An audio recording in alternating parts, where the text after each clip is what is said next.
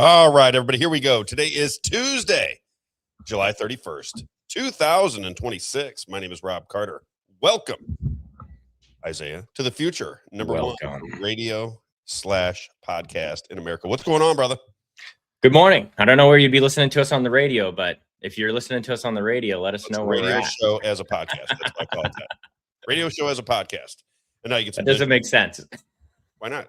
That's what Alex Jones does. He's on the radio and he does a podcast. No, it's more like he does a talk show and they play it on the radio. It's like Charlie Kirk, right? Charlie Kirk would never say he's. We're going to be on the radio soon. Yeah, Charlie Kirk would never say he's on a radio show. Yeah, but I'm a radio guy. That's what I'm saying. Radio / podcast. You're holding yourself back with that. I'm not a television guy, although you're holding yourself back. I do have a face for radio. I've been told that. A face for radio. My buddies tell me. All right, gonna let everybody get in. I'm a little bit early today. We put out that we'd be in at 9:05. It's 9:02, so we'll let everybody get in. Got a lot to talk about. We'll have Act for Missouri on at 10:30. Bryant Wolfen. Act for Missouri. Since when? Oh, that's Thursday. What am I thinking? Why did I? Yeah, I was like, what? I was like, since when? I'm telling you, I lose track of everything. Sorry, Act for Missouri. They're probably going. He's got it on his list there that I put Act for Missouri. Bryant Wolfen at. Good Lord. Bryant Wolfen at 11. Why did I think Act for Missouri today, Isaiah? What is going on with me? Bryant Wolfen at 11 and Rick Babbitt's at 11:30. You're just thinking all things Missouri politics right now because we're getting so close to the. So what I was looking at their looking at some information they put out, and I thought, they're on Tuesdays, but it's Babbitt's. It's on Tuesdays. I'm messing everything up. Anyway, it's true. Bryant Wolfen at 11. Curious to see what he has to say about Amendments 4 and 5. Curious to see if he thinks he's going to win his race out there. He just did a debate with somebody because, Bryant Wolfen is, even though he's the odds-on favorite, I would think, because he's a popular guy, he still debates because he thinks it's best for his constituency. And I agree with him. That's what you're supposed to do. You're supposed to talk to people. Wait, so if he thinks he's going to win, he still debates? Wow. What a concept, Rob. I don't really understand the other side of it. I think that we've gotten so down the path of we have to win that we don't have to serve. I think it should be serve first. And then you win, but you have to serve, and you're not serving the public if you're not debating your opponents, in my humble opinion. But in the local politics, I feel like it's because you got beat up too by Americans for Prosperity. I know, right? That slide. Yeah, we'll talk about that too. You want to tell it now? Yeah, but first in local politics, just to piggyback off what you're saying is that I really feel like it's a kiss the ring kind of situation because there's so many things where. Citizens maybe want some help or just want to get something done right. And they're like, they should come to a meeting and talk to us about it. It's like, no, they told us already. They sent me a message on Facebook. They don't need to come to a meeting. We can solve the problem for them. They don't need to kiss the ring. And it's like, what are you talking about? And when people get up and leave the meeting, they're like, that's so disrespectful. It's like, they could do whatever they want. They can do whatever they want. They're free citizens. Right. And, I did do is last night I made them take down a sign on the door that said no electronic devices beyond this point. You did? Yeah, because it used to be a courtroom. And so it was for the court, but it was in very small print. And so I said, hey, can we get this sign taken down? Because we don't do court in St. Clair anymore. We moved it to Franklin County in Union. And so I said, hey, can we get this sign taken down? They're like, oh, yeah. They ripped it down right there in front of me. I said, thank you.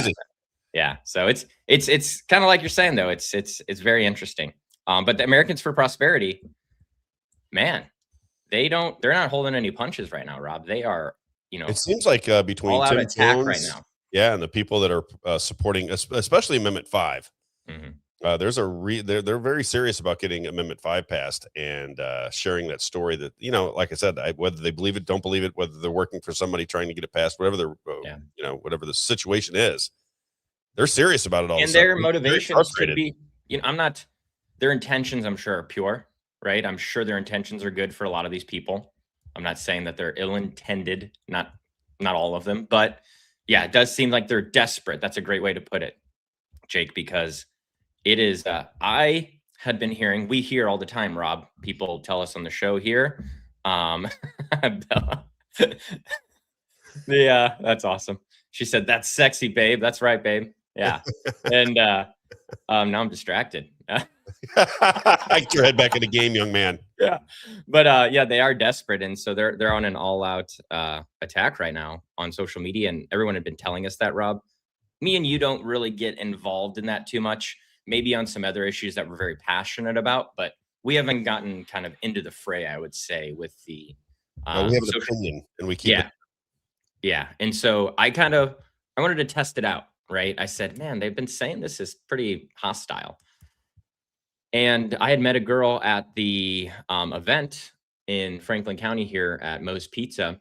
And, to her defense, it was a short conversation. She told me she was from California and we started talking about San Diego. We got I told her I lived in San Francisco for a year and we talked about that. I don't think she ever brought up to me that she moved to Missouri. So I didn't know that, right? When I wrote this post. And so I didn't know that she moved to Missouri. She told me she's from California. And I know that Americans for Prosperity has people from all over the country that come and canvas and do other things. And there's nothing against that. I have nothing for that. They're a national organization that makes sense. Right. But I just put out there because Eric Burleson was talking about Amendment 4. And I just said, hey, it's really funny that, it's basically rules for thee and not for me, because when it suits you, you want to pass this amendment. But when it, once it suits the citizens, you guys want to change something. The Delaware money coming in for Amendment 5. Yeah. And then Amendment 4 is to keep foreign money out of or out of state money out of our elections, which is kind of a, tough one to massage, if you will. Yeah. And they came after you a little bit.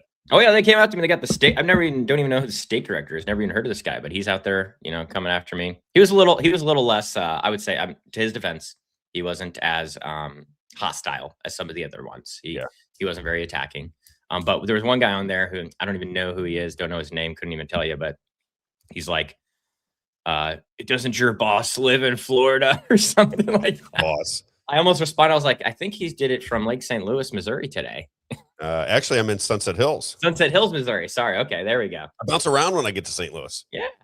All right, let's get into the meat of it because I've got I got 2 hours. I knew people would love to hear about that, though. Sorry, Rob. It's very interesting. No. I wanted to hear it because I saw it a little bit last night. I thought I will talk about it in the morning.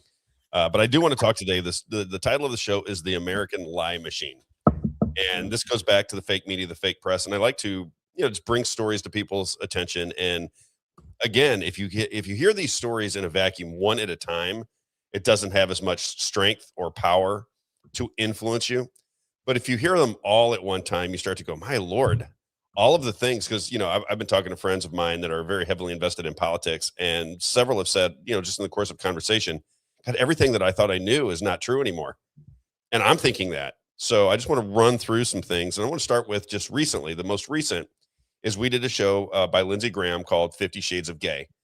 And if you listen to that story, and people were on me because they thought that, no one ever called him gay when he was alive. Gay when he was alive. I said I would rather you, and this was aligned with Lindsey Graham. I won't even say it, but watch certain things versus watching Fox News. And people got very upset with me at that. They thought that was crass. Which it was meant to be because it was meant to be sarcastic.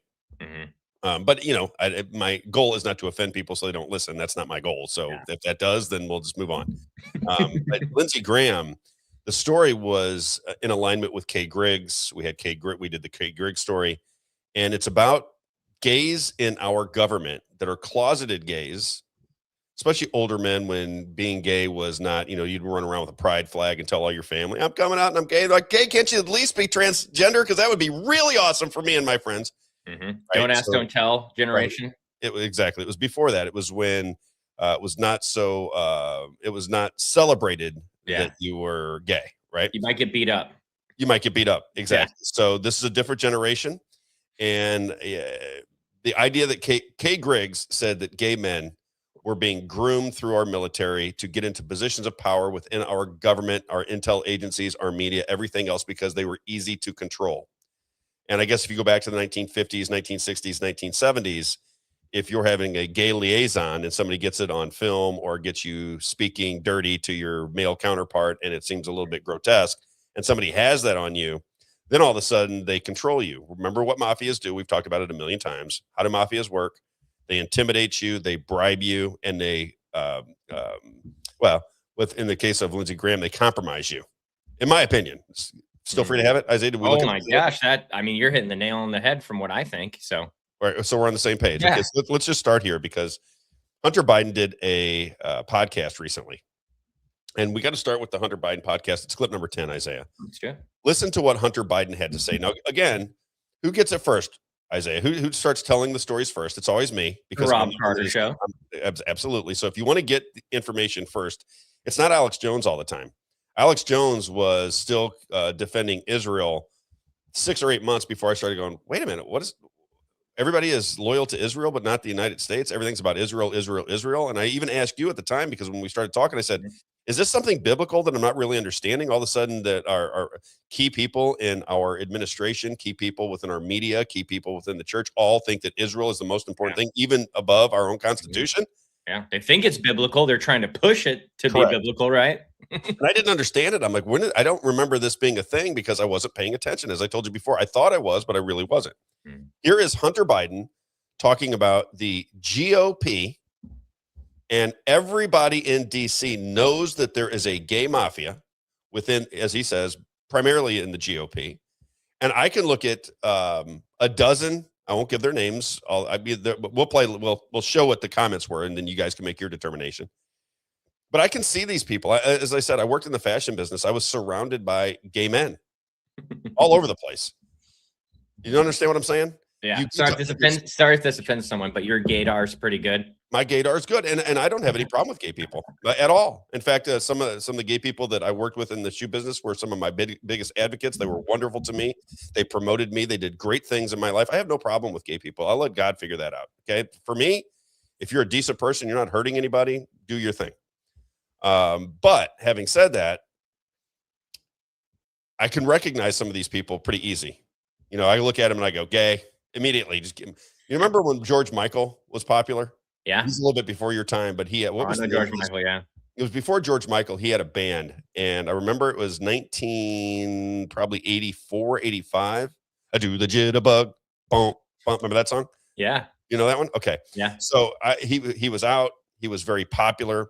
And I'm watching him on, that was when MTV was really popular. And my Aunt Linda, who's now passed away, God love her, she's standing next to me, and he comes on and he starts singing Do the Jitterbug. And I go, you like him? I think his music is good. And she goes, yeah, but man, is he gay? I go, you think he's gay? She goes, Robbie, of course he's gay. You can't tell that he's gay. And I said, at 15, I didn't know. I go, no, he's not gay. George Michael's not gay. Well, turns out my Aunt Linda recognized it right away. Well, when you work in an industry where you're surrounded by these people, you can kind of just tell by mannerism stuff who's more likely to be gay. You're not right 100% of the time, but you have a sense of it. Okay. So Hunter Biden seems to have a sense of it because he works in DC, and he said the rumors are out there. You know, people know the stories, and there is a gay mafia within the Republican Party. Let's hear what he had to say. It's clip number 10. This is Hunter Biden on a recent podcast. There is like this closeted gay mafia, largely Republican, that exists in Washington, D.C., and everybody knows every single one of them who's gay. And so it's, and what I believe, the only reason that is relevant is because I believe that internal conflict creates so much vitriol inside a person that they take it out on the rest of the world.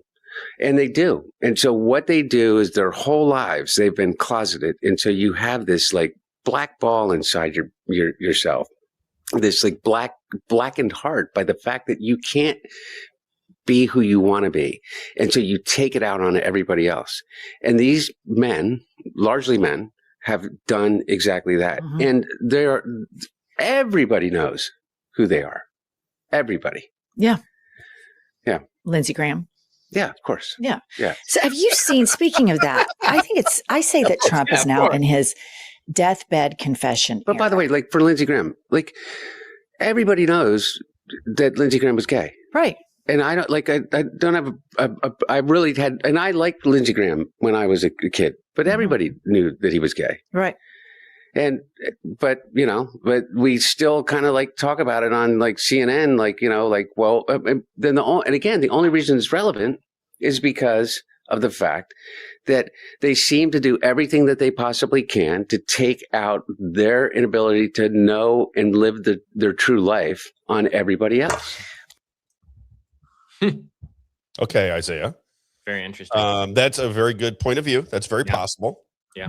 I think it is more likely that they're compromised. And when you have a system now that is surveilling every move that you make, and you are a closeted gay, your family doesn't know, it's out there. I mean, people know, but they don't know. You understand what I'm saying? They're not in bed with you, but they assume because you're a 71-year-old man who never has a girlfriend and you are, you're Lindsey Graham. Log cabin gays. There you go. Papa Bill, nailing it.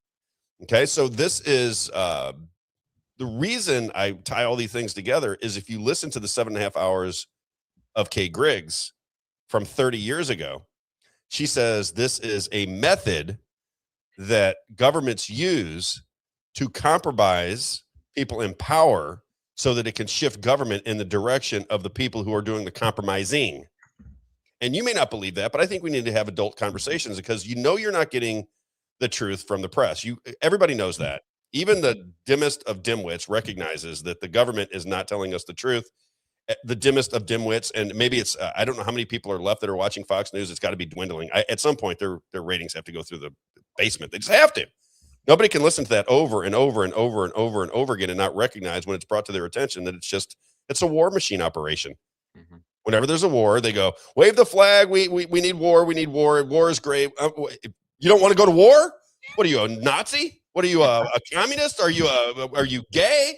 Rob, you're either with us or you're with the terrorists. Either with us or you're with the terrorist. And all you got to do is ask Fox News, right? So this is how they play the game. And that should disgust people. It should disgust people that our mass media is involved in selling war and tying it to patriotism. That alone should sicken people. I don't think most Americans, when asked, do you want to be at war for eternity? Do you want to continually be at war? Do you want to send your sons and daughters and mothers and fathers and aunts and uncles off to war continually forever in wars that you don't understand? And the only reason you have any thought process about the war is because that's what the TV tells you. That's it. It's all you know. You know anything more about it. And then you go off to fight these wars and you get your arms and your legs blown off. I interviewed a guy when I was at the radio station, Isaiah, who shot himself in the chest after he lost his arms and his legs in an explosion in Iraq. Lost his arms and his legs. Wow.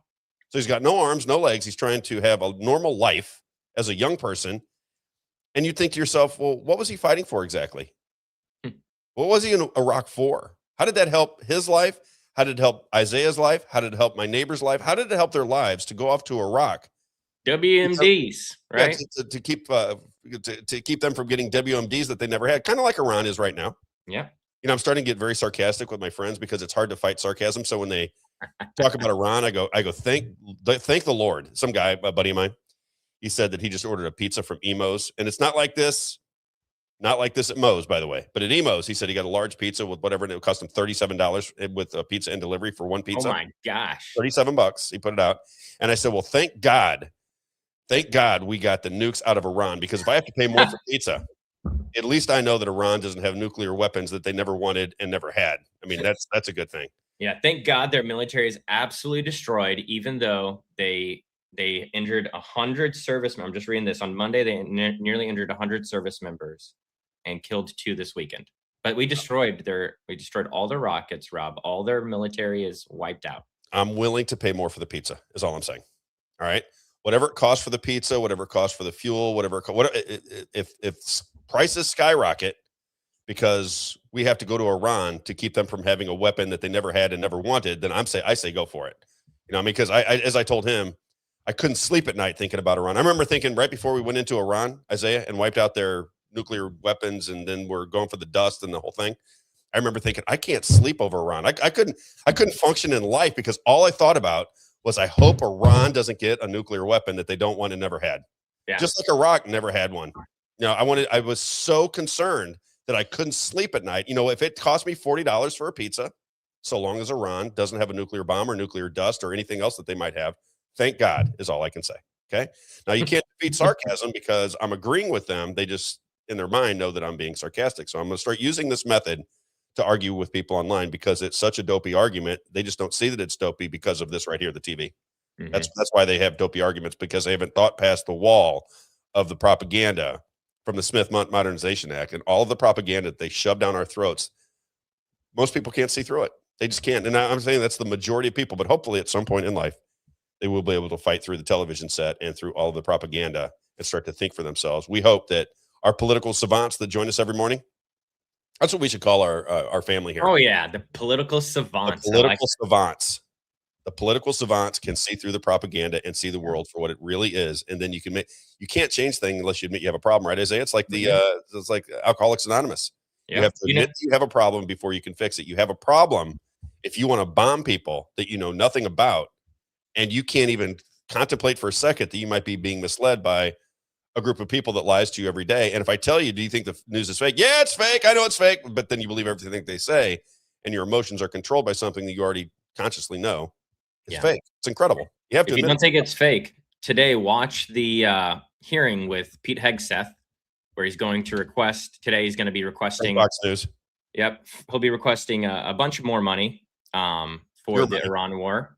Right, your money. Billions of dollars. So I just encourage you to watch that hearing, because something that Thomas Massey really just exposed for us is how you'll see probably some Republican. I don't know if it's Congress or Senate that's doing this, but I think it's the Senate. It might be the House Judiciary, someone, but they're, I lost my train of thought thinking about that. But the point is, Pete Hegseth giving some kind of speech. Yeah, he's giving a speech to Congress to request more money, but they're going to attack him, and they're going to be buddies afterwards. These people are going to attack him. They're going to be, questioning him, grilling him, right? And then they're going to be side by side getting the pictures right after. And so that's just what I would encourage you to do today is watch that and just see how it's back and forth, and they're still going to pass it. It's nothing. That's so good, Bill. I love it. Okay, so let's go to if you didn't hear it, let me just recap it very fast, because Hunter Biden doing a podcast said everybody in DC knows that there is a Republican gay mafia. And he thinks that they're dangerous because they have something inside of them is so angry that they cannot be themselves. They can't be openly gay. It's just a different era. Gay kids now, they're celebrated. Back in those days, they weren't celebrated. They were mocked. They were humiliated and the like, right? So these people grew up with this hatred because they could not be themselves sexually. And now they're taking it out on the rest of the world. This is the commentary by the son of former President Joseph Robinette Biden, Hunter Biden. I believe they're being compromised. I think that makes more sense. That's what Kay Griggs believes. She said the mind could be controlled. Now let's look at some of the comments on that thread. Is that 11? And let's just talk through this very quickly. So it's number 11. So what are people saying here, Isaiah? Can we is that a chance to blow that up just so I can see it? Because can't blow it up, unfortunately. But read some of the names of the people. So these are the commentary underneath of people they think that are in the Republican Party that might potentially be gay. Can we walk through that real fast? Mike Johnson was the first comment. Who else? Hang on, let me get my buzzer and bell, because I think it makes sense. That's how this starts. Is someone just says so the first one is Mike Johnson. Yep. Okay, next. JD Vance, Hillbilly Elegy. Trey Gouda. Next. Rubio. I don't know about Rubio. What do you think of Rubio? Either. Is Rubio married? There any could Rubio be gay?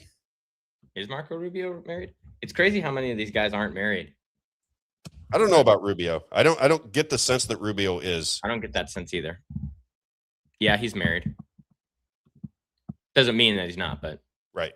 Pence, interesting. Could be. Yes, I mean, come on. Yeah. 100%, not a doubt in the world. 100%. I don't really think about 100%. I don't even want to talk about it. He said 100%. Of course. And then someone put these two together, Tom Cotton and Josh Hawley. They put them together in the same comment. I'm going to give yes to both of those. Tim Scott, it says there in the last one. Scott, 100%. Not even a doubt in the world. Jake Jackson said Jason Smith, maybe. I didn't know that he was married. Yep, for sure. Wow. There's a ton of them. Yep. And there's many missing there. But that's my agreeing with them. This little right there. That means I agree. Yep. And there's many more. And why am I getting feedback? I'm not getting any feedback. I'm getting feedback. No, we're not hearing it. Might be on your board. Where'd that be coming from? Yeah, I can hear myself right back in my ear. It's messing up my jam. He said it. All right, there it went away. I don't know what causes these things. But I got to tell you, I believe in the reason I say this is, you can make a little bit of a humor out of it. But I really believe this is a thing. And I know it sounds crazy to people. They go, oh, come on, Rob. And that's because you're living in an era and you may have forgotten what the previous era was like. My buddy Bill, he knows what I'm talking about. When we were young, I love the gays. There you go, Bill. When we were young, and Bill, it was we're the same age. When we were young, it was not okay to be gay. You didn't want to be gay. We had one gay kid that was in our class, and he was a likable guy. I like him, but there's only one person in my entire class that I thought was gay, and he never even admitted he was gay when we were in high school. But you just, you kind of, it was almost impossible not to recognize. See what I'm saying? Yep. And I think this is a real deal. And this is what I mean about not having a real free press. A real free press would investigate these things, because if they are, and they're in Washington, D.C., and they're having liaisons, and you have somebody like Hunter Biden who says these are dangerous people, you might want to investigate that just a little bit, because it's important for us to understand why people are making decisions that they're making, right? The Muslims are not for the gays, right? So if the Muslims are not for the gays, wouldn't it make sense that people that are pro-gay would be against the Muslims? Wouldn't that make sense, Isaiah? Mm-hmm. So Lindsey Graham, Tom Cotton, Teddy Cruz, these people absolutely would wipe every Muslim off the planet if they could. All you got to do is listen to them talk, and they're pro-Israel, which is, there's a lot of gays in Israel. Can we at least agree upon that, Isaiah? Well, it's the biggest pride parade in the Middle East is in Tel Aviv. So can we do ABC 1, 2, 3? Where is it? Let me get it. What number is it? I think it's 2, 3. Let me get that. Here we go. ABC, easy 1, 2, 3. So let's just take it from this angle. If there is, let's say that there's 30 powerful positions with closeted gay men within the Democrat and Republican Party that are making decisions on war, on financing war, on creating another war machine, on finding war. And then you look at the wars that we're fighting and you go, okay, there's a society called Israel, where, as you said, they have the largest gay parade on planet Earth. That is where pedophiles from the United States can go to protect themselves, because once they get into Israel, they're safe and sound in Israel. Okay, that's how it rolls. CBS did a whole report on it. I think people know this by now. And then on the other side, you have the Muslim world, which is anti-gay, and we believe that they throw them off buildings. So which one would you be fighting for? The one that protects gays and pedophiles, or the ones that throws gays off a building? Which one would you be fighting for? So it starts to make a little bit of sense as to why there is such anger toward the Muslim world, doesn't it? Just a little bit. Can you make that connection? Can you do this for me? ABC, easy 1, 2, 3. I think it's fair. I think it's fair to at least contemplate it and start to understand what you're seeing. So when you see there's another guy, look up Bacon. See if you can get it's a Congressman Bacon. He's supposedly a Republican. And he came on to CNN. This is the first time I'd ever seen him. I think he's from Nebraska, if I'm not mistaken. Don Bacon from Nebraska. Get a load of this guy here. So he comes on and he starts spewing nonsense. And I went, what in the world is this guy talking about? This is a Republican? And then I went and looked up Don Bacon. And, like I said before, I think there might be something going on with Don Bacon. If you understand what I'm saying, he might be very close with Lindsey Graham. They might hang out together. They might even share a room together to save on expenses. Can we see it? Can you see it, Isaiah? Can you vibe it just a little bit? Oh yeah. And he's on these intel committees.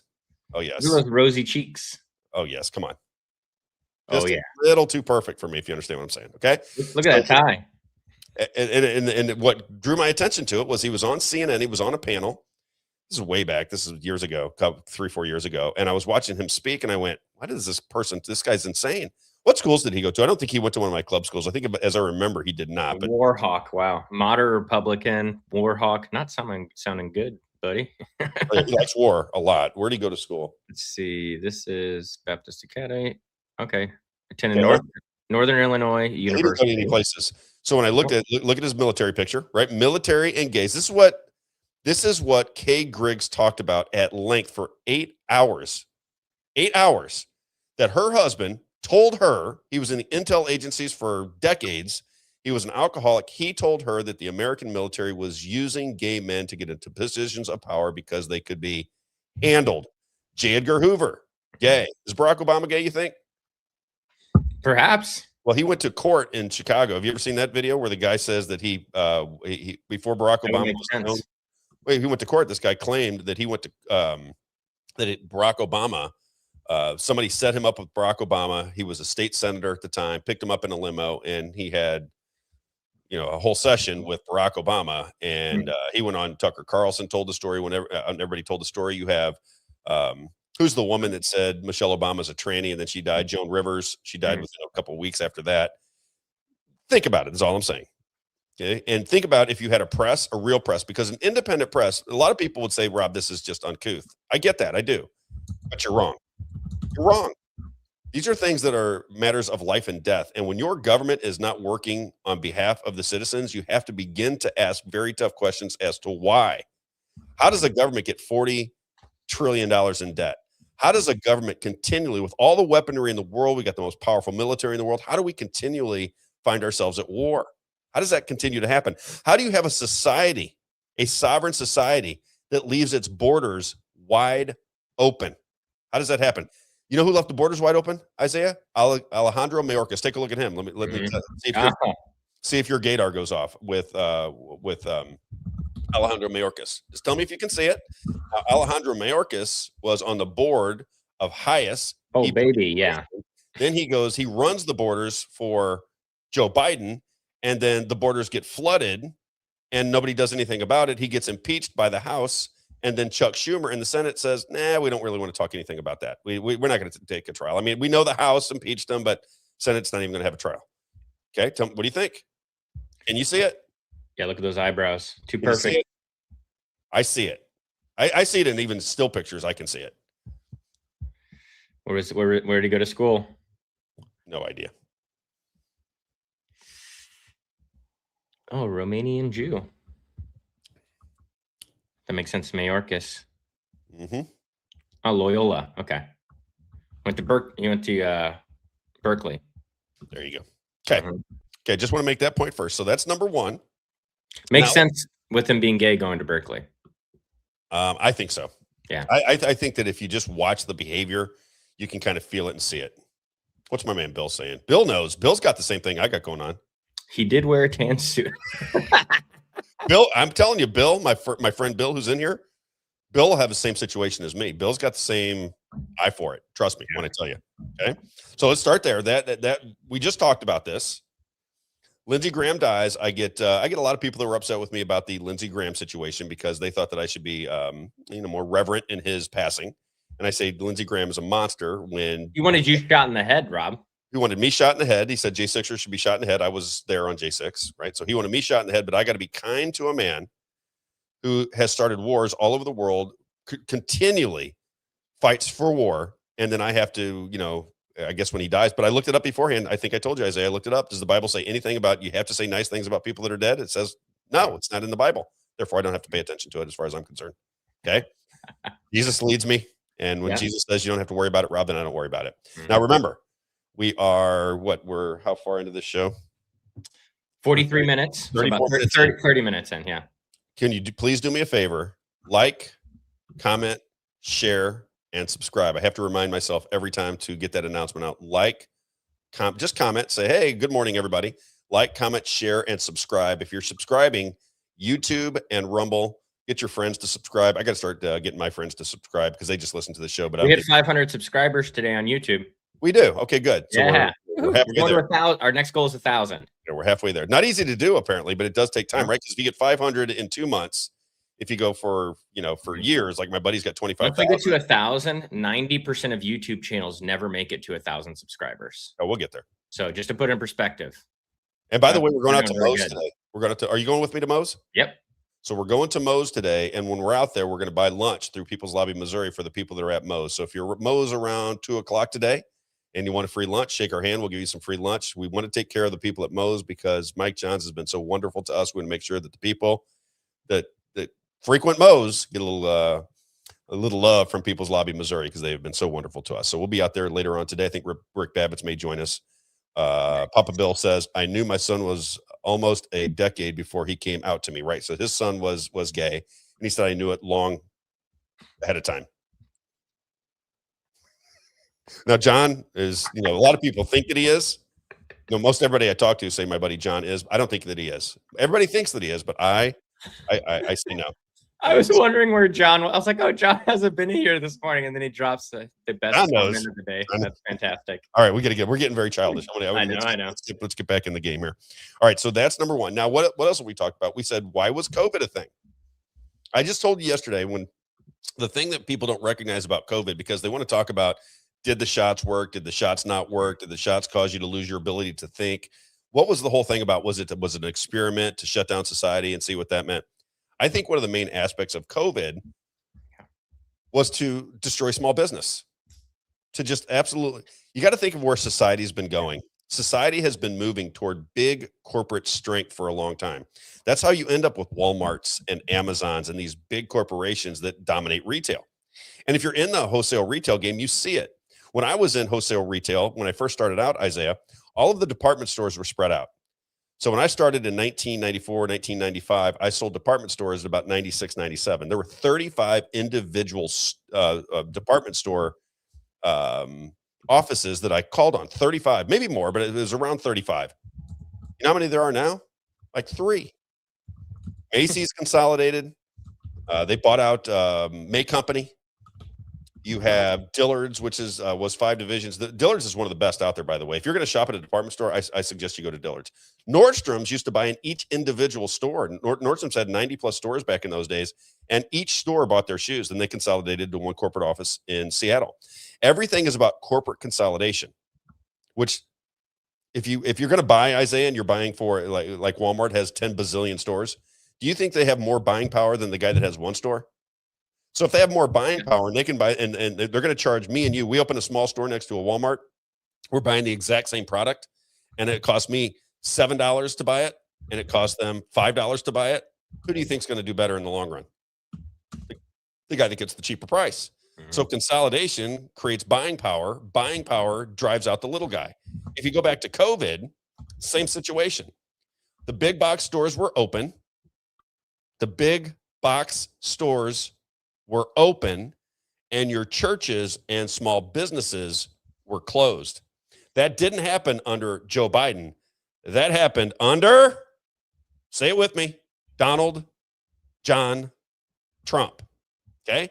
Same thing with Biden, but who is the one that passed the CARES Act? Because you got to, don't all my Republican friends say, follow the money? Don't they always, every time we're in a grassroots situation, they go, follow the money, Rob. Well, I'm following the money for you. Under Donald Trump, who passed the CARES Act, he took $2 trillion out of your pocket and my pocket, sent it off to Wall Street, and then as Biden came in, all the prices started to skyrocket. Well, why'd they skyrocket? You can't print $2 trillion and not have inflation. It can't happen. Did anybody learn any just basic economics? I'm not an economic genius, but I mean, I know that if you print $2 trillion, inflation's going to happen. Isaiah, is that safe to say? I think everyone, I thought everyone knew that. You know what I mean? Knew it too, but not Republicans. They go, no, Biden, look at the inflation under Biden. I'm like, I know, but your guy just spent $2 trillion as he was walking out of office. You don't see that? Yeah. I don't want to get frustrated. I just want people to recognize what is happening here because Catherine Austin Fitts nailed it. I happen to really appreciate Catherine Austin Fitts. She is, like I said, the first female bank president of Dillon Reed out of Pennsylvania. She's from the Wharton School of Business. She was in HUD under the first Bush. Okay, so this is a very experienced woman, a brilliant woman who said she saw malfeasance in the government under the first Bush. Started to speak out about it. She says there were death threats on her life. She moved off to the Netherlands and just recently moved back to Tennessee. Here is what she had to say about the CARES Act, COVID, and what it did to small businesses. And by the way, did we not just talk about this recently, Isaiah?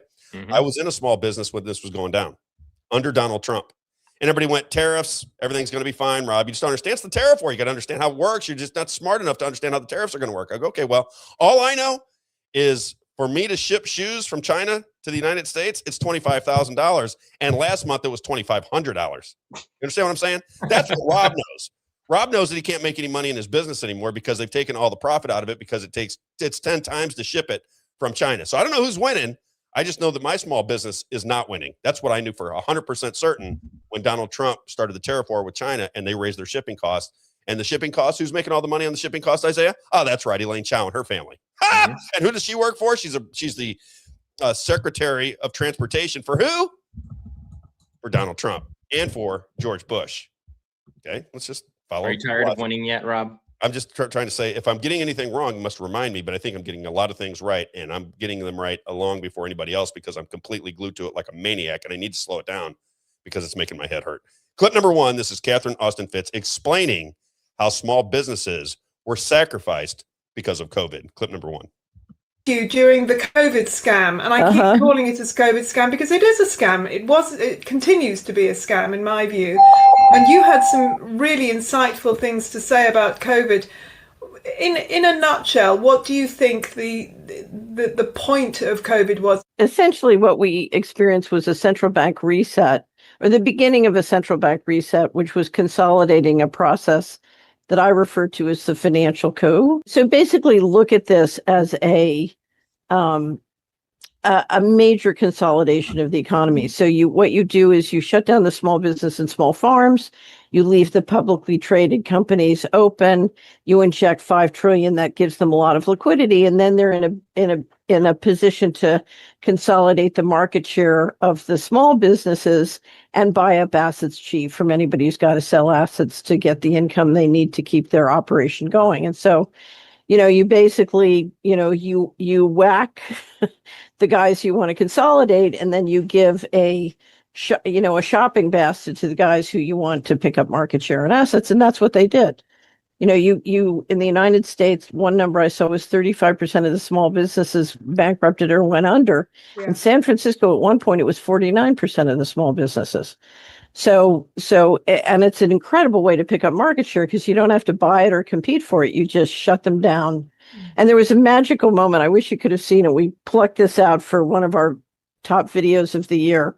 When Andrew Sorkin is interviewing Rick Santilli, and Rick Santilli is sitting on the floor of the stock exchange, and he's saying, I don't understand it. I go into the mall, Costco's open, it's packed, the parking lot is packed, but all the little businesses are closed because it's not safe because of the virus. Yeah. Can't the virus go into Costco? And Sorkin says, no, that's science. There is actually, and should be, an ongoing debate as to why a parking lot for a big box store like by my house is jam-packed. Not one parking spot open. Why are those people any safer than a restaurant with plexiglass? I just don't get it. The difference between a big box retailer and a restaurant, or frankly, even a church, are so different, it's unbelievable.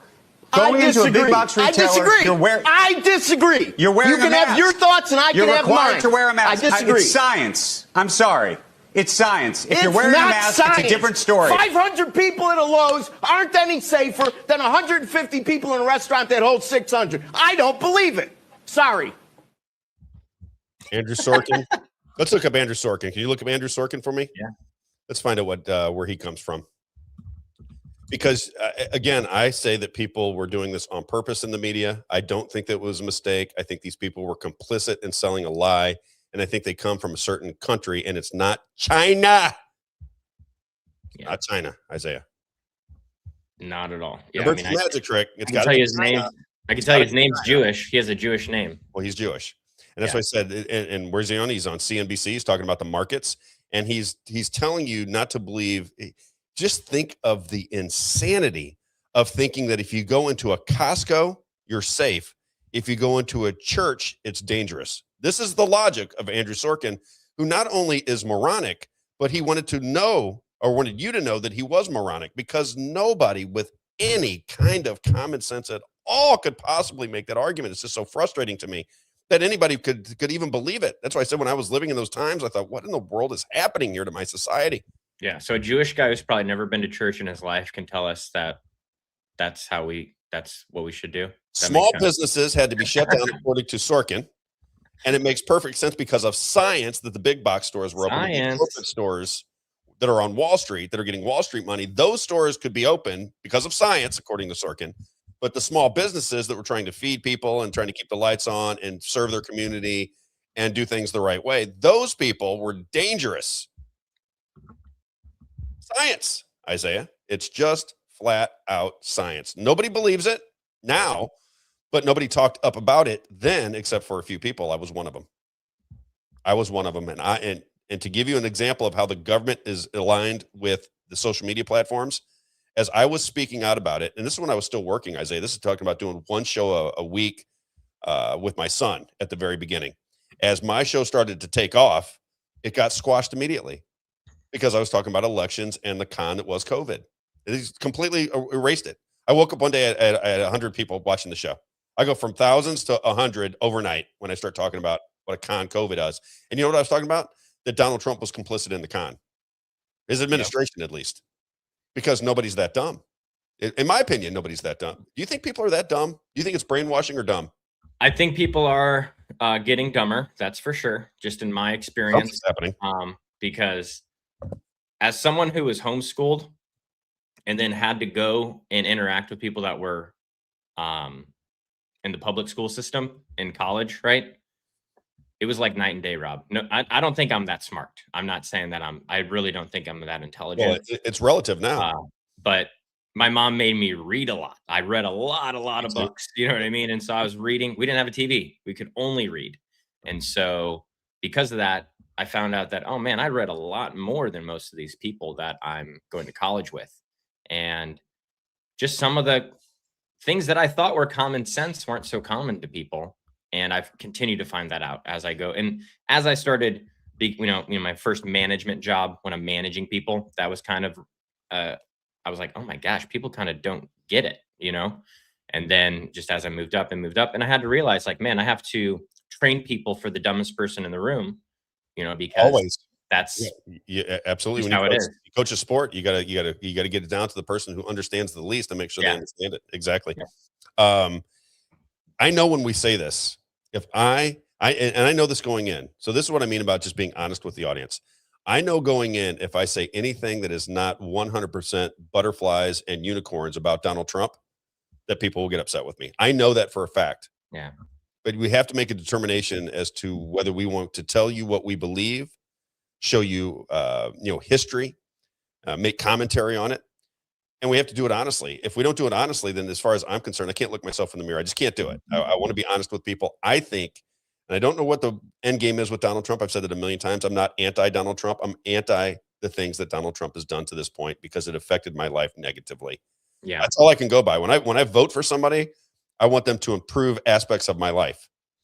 From 2016 to 2026, my life has not been improved at all by the government. I'm being surveilled more. The cost of everything has skyrocketed. It's tough for my children to buy homes. If they want to survive in this life, they have to get a corporate job or struggle for 10 or 15 years and build their own business. That's not the America I grew up in. Mm-hmm. It's just not. It changed after 9/11 and it got 10 times worse after COVID. You can kind of see the stepping stones to get to this particular point. And if I don't point it out, I'm just being disingenuous, which means I'm placating to an audience that I know is pro Donald Trump. That's it. Okay. That's where I'm coming from. So I just want people to understand that I know, I can see the numbers. I know when I start to say, wait a minute, Donald Trump is complicit in this, that people go, oh, he hates Donald, TDS, he hates Donald Trump. And I'm like, oh my God, for the love of God, I'm just being honest about what I see. Mm-hmm. If you don't see it that way, then I don't know what you're looking at. I don't know how you can be okay with the idea of selling COVID, which I know that he did because I reported on it back in the day, every day, talked about what he was doing. He sold COVID. Yep. Sold it. He sold COVID. I used to say this all the time. It's my favorite line back in my old podcast days. He sold COVID harder than Mike Lindell sells pillows. Yeah, it's a good one. That was my line. That was my line back in the old podcast days. Donald we gotta tell that to Mike Lindell when he's on the show. I got a clip of him today that is so fantastic. I said that Donald Trump is selling COVID harder than Mike Lindell sells pillows. And that's a fact. That's just what was going down. And you could say, well, he told us about how hydroxychloroquine and he did this and he did that. He also shut down society, not once, but twice. Yeah. And I'd like you explain to me where in the Constitution it gives one person the authority to shut down our entire society and determine which stores are going to be open and which ones are going to be closed. You tell me where that's in the Constitution. I, Lord, am shutting down the entire society. Everybody must close except for you, Walmart. You can stay open. Best Buy, fine. You guys are good. Big box stores, you stay open. Small businesses, if you try to open your gym, we'll arrest you. We'll fine you. We will throw you in prison if you dare try to open that small business. But you big boxes, you go ahead and stay open. You churches, no. No churches. We're not. My dad, it loves going to AA meetings. Loved it. Shut them all down. It's never been the same. My pastor got in trouble because they had some of the staff at their house recording for online church. Yep. And, you know, you couldn't have a gathering of so many people or whatever, right? And that was during that time. And so they got in trouble down in Palm Beach because of that. Really? Yeah. Isn't that crazy? It was like 10 people, Rob. Well, yeah, you couldn't get Isaiah. When I would go to California, this is a true story. So I kept traveling I never even paid attention to COVID. I mean, even in the slightest bit. I mean, not even for 1 second did I acknowledge that COVID existed in the world. I used to go out to California. And when I got into California one time, and I don't remember exactly when it was, I get into an Uber. He's got the radio on. And in the Uber, they say, it was an alert from the mayor. If anybody, must have been close to a holiday season. If anybody has more than 10 people at their home and you know about it, it is your duty to call and turn those people in. And Walmart was open. We didn't have Flock yet, so we needed the people to help us, right? Walmart was open, Isaiah. Walmart was open, but if I wanted to have a Christmas party in California and I had 12 people in my home, it was the duty of my neighbor to call the authorities because they wouldn't allow more than 10 people into my home. But Walmart was open. Nobody can figure this out but me. Mhm. That's hard for me to believe that people can't figure out what was going on here. Yeah. That's one of the reasons I love my pastor too. He was very outspoken against COVID. So was Ron Tucker at got kicked off Facebook all the time because of it. He's good friends with Dr. Naputi. Had Dr. Naputi talk about it all the time. Naputi's a hero. Yeah, exactly. Dr. Naputi was a hero. He was out front and center. They tried to sue him for $100 bazillion, if we all remember.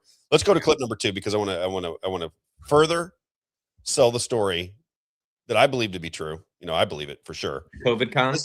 It was a COVID con job.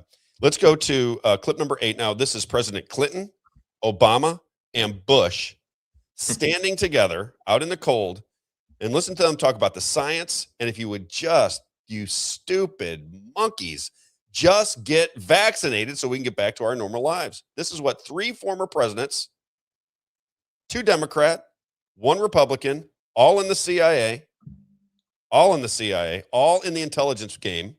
This is what they had to say about getting your vaccines as it was happening. Clip number 8. Americans. Right now, the COVID-19 vaccines are available to millions of Americans. And soon, they will be available to everyone. The science is clear. These vaccines will protect you and those you love from this dangerous and deadly disease. They could save your life. So we urge you to get vaccinated when it's available to you. That's the first step to ending the pandemic and moving our country forward. It's up to you. Remember those dumb Band-Aids they used to have on everybody? I got my vaccine. They put the Band-Aid on their shoulder. Right here. Yeah. Oh, good Lord. Hey, Okay. I'm Travis Kelce and I got my vaccine. Exactly. Now you tell me that these people, I say it's the American lie machine. That's 3 former presidents, if we go back into history, that are telling you to get safe and effective vaccines. Now we know they weren't. So you had 3 people, 3 of the most powerful people in American politics in the last 100 years, standing together, telling you to get in line for a genetic therapy that they called vaccines. And we're still questioning whether the system is on your side or not.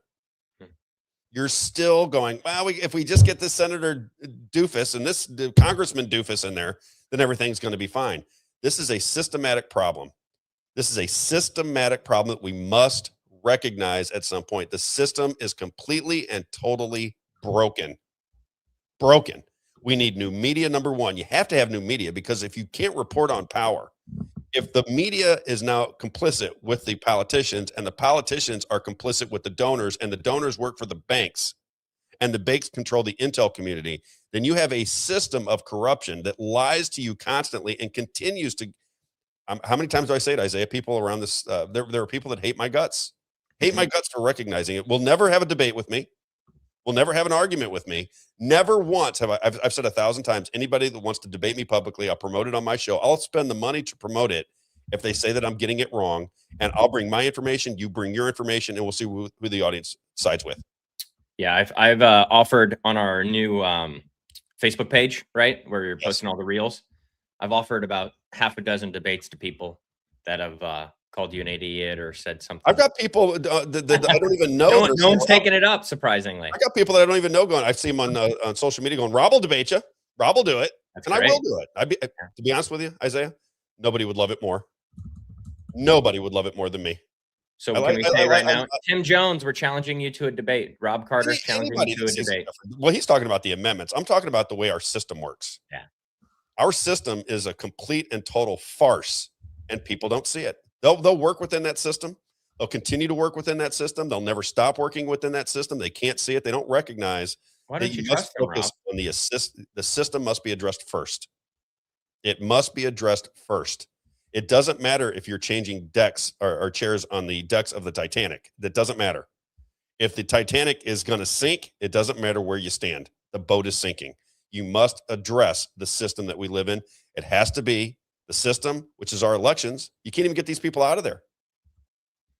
Lindsey Graham, who we just told you might be compromised, was being booed off of the stage by the Republicans and then wins in a landslide. Booed off the stage. How many times do we play those clips of him standing up in front of audiences in South Carolina, Republican audiences, and they booed him so loud he had to step away from the microphone multiple times, and he wins in a landslide. It just doesn't make any sense. It's no different than what happened to Biden, only when it's a Republican, they go, I like Lindsey. Lindsey was funny. I really like Lindsey. Lindsey, who just wanted war continually, gets reelected, and I guess the people in South Carolina go, man, I like war. We need to be bombing some more people. Let's get to bombing, baby. Let's get Lindsey in there so we can start bombing somebody. I don't think that's what's going down at all. That's my personal opinion. Now, we just did a show called No Justice in the Law, and then I'll get to some advertisement. I apologize. I know you're already looking at me, Isaiah. I just did a show called No Justice Within the Law, and there is no justice within the law. Think of how many times people said, Rob, there were 60-something court hearings about the elections. I mean, you know that. I said, no. They said there was no standing. They didn't make a determination on who was right or wrong. They said there was no standing. They wouldn't allow you to have the conversation about the elections. Big difference. Because if they had a public hearing on the elections, then everybody would know what went down. So they said you have no standing. They have no standing. Let me give you this one. Now, there's some cursing going on in here. So if you don't like cursing, please turn it off. You have kids in the car, turn it off. I'm start giving those disclaimers. This is at a Morgan Wallen concert. Okay, this is at a Morgan Wallen concert. Did you see this video yet, Isaiah? Oh, yeah. Okay. So you tell me if this is justice. I want you to think of all the laws. I just had to go to court and pay $100 court fees for being pinned in. I'm driving. I got two semis that are doing 65 miles an hour. They're about 8 inches from me. And I got about 6 inches between me and a barrier because they're doing some road construction. I got no room to move. If the wind blows the semi, I'm dead. If the wind blows the semi, I had no room. So I speed up my car to get past the semis, and I get a ticket. I go to court and I say, wait a minute. This is what happened. They go, oh, that's okay. We understand. Just pay our $100 court fee then. Oh, okay. I mean, $100 court's the least I can do since I had to take off a day of work. I couldn't do my show. The least I can do is give you $100 for doing the safest thing I can do. That is the law. Now we go to a Morgan Wallen concert, and what you're getting ready to hear is a man complaining that another man peed on him, took his, and you're going to hear the words, so understand where I'm coming from. Don't listen. If you hate harsh language, don't listen. Just shut it down. This guy says that somebody pulled out his Johnson and peed on him right in front of his little girl, and he wants the police to arrest him because this man pulled out his thing and peed on him at a concert. Check it out. You tell me whether this should be illegal or not, because apparently this is not illegal. Go ahead, Isaiah. Clip number 2. There's nothing we can do about a guy physically pulling out his dick and pissing on me right now. Nothing we can do that in front of an 8-year-old girl, because I'm going to post this all over the internet and everything. And it's not the best, you guys. It's the best Maryland's law. Listen, it doesn't make a difference if I just explained this to you. No, I get it. We cannot take him into custody. And I'm not blaming you. We're going to give you his information, and you can be referred to the commission. And again, I'm not blaming you because you can only do what the law is stating, right? Correct. But I'm going to make it known that I had a gentleman whip his dick out at a Morgan Wallen concert, piss on me, my brother, and my niece, and the Maryland State Police can do nothing about it. Not a thing. And it's absolutely okay, and they're going to say, do what you want to do if you want to press charges. Did they give you his information? Yep, I got his information. Can I get who's in charge of the stadium? Stadium security. Here. I want to have a conversation with him, please.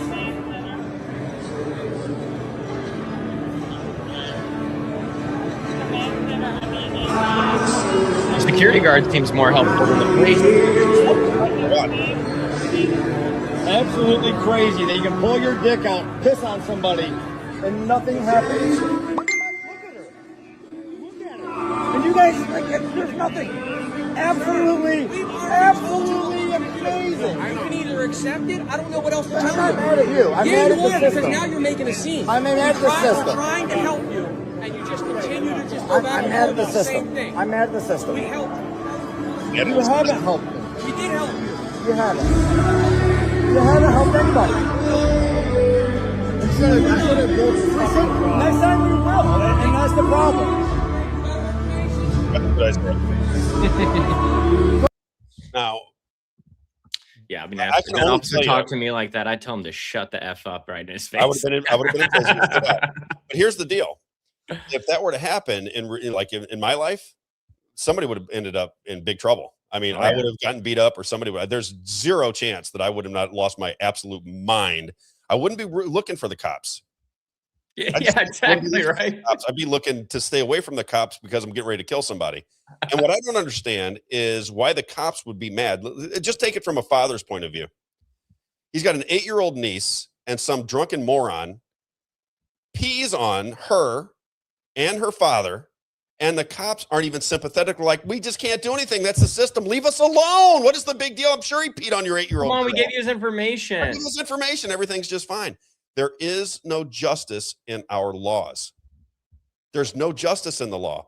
The law is there to protect the system. It's not there to protect you anymore. It is a money-making machine.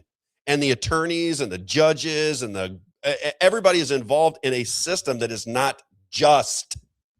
It's not just. That's why I had Michael Castellero on yesterday. It's not a just system.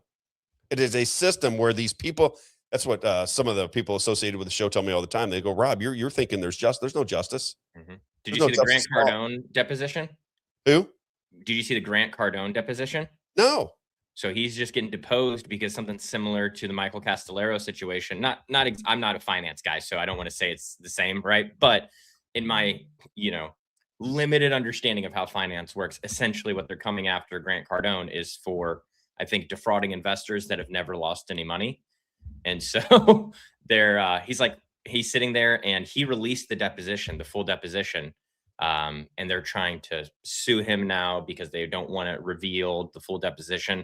But he released it because they strike out like everything he says so that it's not in the script. Mm-hmm. The lawyer's like, no, strike that out, and then they'll keep it, the one line that he said that makes it sound like he's guilty. Framing him. Yeah. And in there, he's like, no, you don't know what you're saying. You're saying this is this, but that's 6 years ago. I'm talking about today. You're saying this is at 5%. We're at 9.6% today. He's like, I don't know what you're talking about. Mm-hmm. And so, but anything factual, and that's what he says in the whole episode. He's like, you guys don't want the facts. You don't want the truth. I'm telling you the truth. I'm giving you the information. And he's like, and you guys just can't believe that an investor would be okay with not making money on a deal. You guys can't believe that. And that's just who I am as a person. He's like, I will vow right here, right now, if my investors make the money and I make $0, he's like, I don't care. Right. And he's like, I know you guys can't believe that because you guys, you're used to these capitalist crazy people. Right. But he's like, I'm a billionaire. Who cares, basically. Right. So it's pretty interesting, isn't it? When you think about it, so I want to recap a little bit because we're going to move forward. I told you COVID as it was happening. This is what I want to remind people of. It's not patting myself on the back. It is just, for some reason, maybe it's that I continue to talk to God all day long, and I say, God, point me in the right direction. Don't let me get off the tracks. Every day, right here, Isaiah. What's Jesus, it say right here? What's it say right there? Say right there. Jesus, please. Every day, Jesus, please. Right, keep me in the right track, because left to my own devices, I get off the track really fast. I stay on track. I notice these things. I'm fast. That needs to be one of our T-shirts. It could be. And so let's just go through what we've talked about so far. We started with the gay media, okay, which we got a lot more to get to on that. We might get to that if we have time. It might stay with that. We talk about the gay mafia and the Republicans that are gay. We just had Kay Griggs on. Now you have Hunter Biden going on a podcast within 2 days, 3 days, 4 days, 5 days since we did Kay Griggs. Mm-hmm. He just comes out and says exactly what I just told you. I'm the one that said COVID was a con job before you ever heard the term COVID. Rob was telling you it was a con job. Before you ever even heard the term COVID, I said the con job is coming. You can ask my son. He's the one that said he didn't believe me at first, and then it started happening. He goes, "My God, this is incredible. They're talking about putting masks on people's faces." I said, "Yeah," and they're going to mandate vaccines. No way. Yeah, it's going to happen, Tanner, and it did. Okay, so I was there first. I just did a show called "There's No Justice in the Law." I ask you right now, if a grown man pulls out his pecker, I apologize for being crass. I don't know what do you say? I don't know what to say. It is what it is, right? It kind of is what it is. And pees on an 8-year-old girl and her father, and the police go, "There's nothing really we really can do about that. We're really sorry about that. There's nothing we can do." Is that justice to you? Considering that you're paying taxes to these people and as he's standing there, this cop that's getting upset with this man who just had his niece peed on is upset with the guy making the complaint. He's upset with him.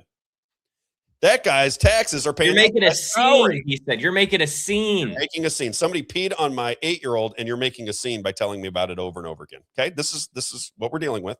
Okay, now let's go to Mike Lindell. Mike Lindell, I think these are called suppositions. I'm not an attorney, but this deposition. Is like deposition. Yeah, so they're doing a deposition with Mike Lindell, and here is how Mike Lindell is questioned by the attorneys who are supposedly trying to serve justice. Just listen to this back and forth between Mike Lindell and an opposing attorney in a deposition. Check it out. Clip number 7. The lumpy pillow calls.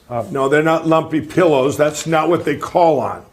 Okay? That when you say lumpy pillows, now you're an asshole. You got that? You're an asshole, is what you are. No, he's an asshole. No, he's an ambulance chasing asshole. That's what you are. The lumpy pillows, kiss my ass. Put that in your book. No, they answer anything, any problem customer that wants to reach Mike Lindell. Those are the ones. I want to talk to Mike Lindell. I want to talk to Mike Lindell. They send them to here and they go, or they call about maybe they didn't get their pillow on time because of the FedEx or whatever. Well, we'll cover them even though it could be somebody else's fault. Nobody called because of a lumpy pillow. But good one though. You done? Yeah, I'm done. What I'm saying. Obviously, you don't have a My Pillow too. You don't, do you? What I'm saying is, Mr. Lindell. Asshole. What? Go ahead. No, I'm pissed. I understand. Yeah, go. When you're saying what? This is how I feel like a Rob Carter deposition would go. I don't know how they keep their temper. I don't. I'm amazed at people that are like really measured. Yeah. It's just not in my bloodstream to be that way. And again, it's just I don't even know what to say about it other than I embarrassed myself many times because my temperament, I just don't have the temperament to handle that. Yeah, I think you're that way, Isaiah. If you're being honest with yourself. Oh yeah, are you kidding me? Are you don't like disrespect? I don't like disrespect at all. And I think you're just a normal person when somebody disrespects you like that. Maybe more godly people, maybe they're closer to God than I am. They can just turn the other cheek and go, well, they can disrespect me. They can pee on my niece. They can do whatever they want. And I just have to leave it. I can't leave it. I can't do it. I want to do it. Anybody that knows me knows that I can't do it. It's embarrassing at times because I get so frustrated and I lose my temper with people. And when I was taking that prednisone, I used to have to take prednisone for my lungs. I didn't realize that my normal temperament is to get a little aggressive at times. But when I took the prednisone, I was like a raving lunatic when I lost my temper. I mean, just an absolute insane person. I didn't know that was going on for all those years. But I look at stuff like that and I say, good for Mike Lindell. I got no problem with that. Makes me like it makes me like him more. Oh, yeah. I can relate to that. I can't relate to going, you made fun of my pillows, no big deal. He said, you ambulance chasing asshole. I like it. I do. I like it. I got no problem with it at all. I'm so tired of our system right now. It is not the system that I believe that it was. I get older. You get more involved in the system. You see how it works. The family courts, and I'm just going to say it again. The family courts are disastrous in this country. Just an absolute disaster for families. I don't even know how they can call them family courts. Yeah. It should be called a family raping by the courts. Family raping. That's what we call it. Family raping by the courts. Because they don't care who's right or wrong. They don't care what's best for the child. There are people within it that care what's best for the child, but that's not the motive. The motive is to drag you along and take all your money. And everybody's complicit. The judges, the attorneys, everybody's complicit in raping people when they have a dispute over family matters. That's just the way it works. And I think everybody knows that. You know, when I went to get my first, I ever tell you the story, Isaiah, when I went through my divorce. I go through my divorce and I have an attorney, and he goes, well, I go, what do you think this is going to cost me? Because really all I want is I just want to get in front of the judge. I'll tell my side of the story. We'll give you this. And he goes, this is going to cost you $100,000. I said, it's going to cost me $100,000. I said, I'm not giving you $100,000. So we can forget that right now. Here's the deal. Make this deal with my wife. This is my offer. I'll put it in writing, send it to her attorney. And if she doesn't accept that, then just tell her we're going to have to go to war with one another. And she accepted. He was telling me that to divvy up our money, which I'm not even fighting the majority of it. I'm okay with it. I'm not even fighting it just to get a divorce because I had money at the time. Just to get the divorce, it was going to cost me $100,000. Think about that. This is a system of justice that we have in America. That lawyer saw dollar signs in his eyes, huh? It's a friend of mine. Oh my gosh. He's telling me what was going to go down. Because her attorney was making her angry with me, and therefore we're going to have the letters back and forth. No way, really? Have to negotiate. I'm not going to. She wanted. I don't want to get into my family business, but I'm just saying I'm talking about the courts. No, that's a lawyer stirring someone up, though. That's what they do. That's the whole premise of the operation is for people to get angry with one another. They keep the fighting going on, and when the fighting goes on, then you're fighting for every nickel, and the attorney fees go up. It's sickening. What's SAR say? I used to be a paralegal, and domestic attorneys had to jump through so many hoops. It's all about money. That's it. I couldn't agree more. But I've seen it up close. I recognize, and all of them, any of my friends that have been to family courts and fought for custody or this and that, it's the same story from every single one. There's not one. Is there anybody listening today that has been in family courts and thought, what a wonderful experience? That worked out really wonderful. That was so fantastic. I really enjoyed that experience. It was great. Never. When I got adopted. When you got adopted? Yeah, that's it. There's not been much money in it. Yeah. No, not much money in that. No, not at all. Have some money and get a divorce and tell me how fair it seems. All right, let's get into People's Lobby Mo. Let's get these. Oh, I get aggravated every time I think about it. People's Lobby Missouri. Again, if you are listening from around the country or in Missouri and you want an organization that fights for what is right, People's Lobby Mo is where you need to book your star. Book your star to peopleslobbymo.com. We are a marketing company that puts pressure on the system to change. All the things that you hate about life in America that you want to change, not that America isn't wonderful. I'm not saying that. I love this country. It's the greatest country in the world. That goes without saying. But if you want to change the things that make you crazy, we're going to help you. We are the ones that create enough energy to get things done. We create the energy. We show you how you're getting screwed over by the system that we live in today. You're getting screwed over. If you don't believe that, just get in the middle of it and you'll see it. You're getting screwed over. You're getting screwed over by taxes, the way your kids are being taught, safety, all of it. And what we concentrate on are taxes, elections, and accountability. If you do not have accountability within your government, then you do not have a free and fair system because they can do whatever they want and all their buddies protect them and the system protects itself. And you get robbed of your liberty and your freedom more and more every day. I give you flock cameras. I give you AI data centers. I give you stolen elections. I give you a fake media. I give you wide open borders. I give you COVID vaccines. I give you climate change. How far do I need to go, Isaiah? I mean, how much will the American people take before they begin to organize? I say the ants must organize. As Martin Luther King said, you must organize for peace as hard as those who organize for war. Okay, same thing, same idea. Join People's Lobby Mo. Join peopleslobbymo.com. Peopleslobbymo.com. If you can't afford, we want $5 a month from everybody that's listening. That's what we want. We're going to convince you at some point that a cup of coffee a month is going to allow you to be a part of a conversation and an organization that will actually change the direction of your state and ultimately of your country. We are the ones that put our asses on the line. We are the ones that are always causing trouble because we don't like what's going on. We don't believe that this system is just anymore, and we want to make changes to it. Taxes, elections, and accountability. That's where we focus. Become a member of peopleslobbymo.com. All right, let's get to ECS, or Roofing and Exteriors. This is my good friend Larry Evans. When the storms come, and they will come, July, August, you're going to get some storms, going to be some hail.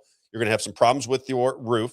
Somebody's going to knock on your door and say, hey, we just had a storm. Your roof looks like it needs some help. We can work with the insurance companies to fix your roof. Not true.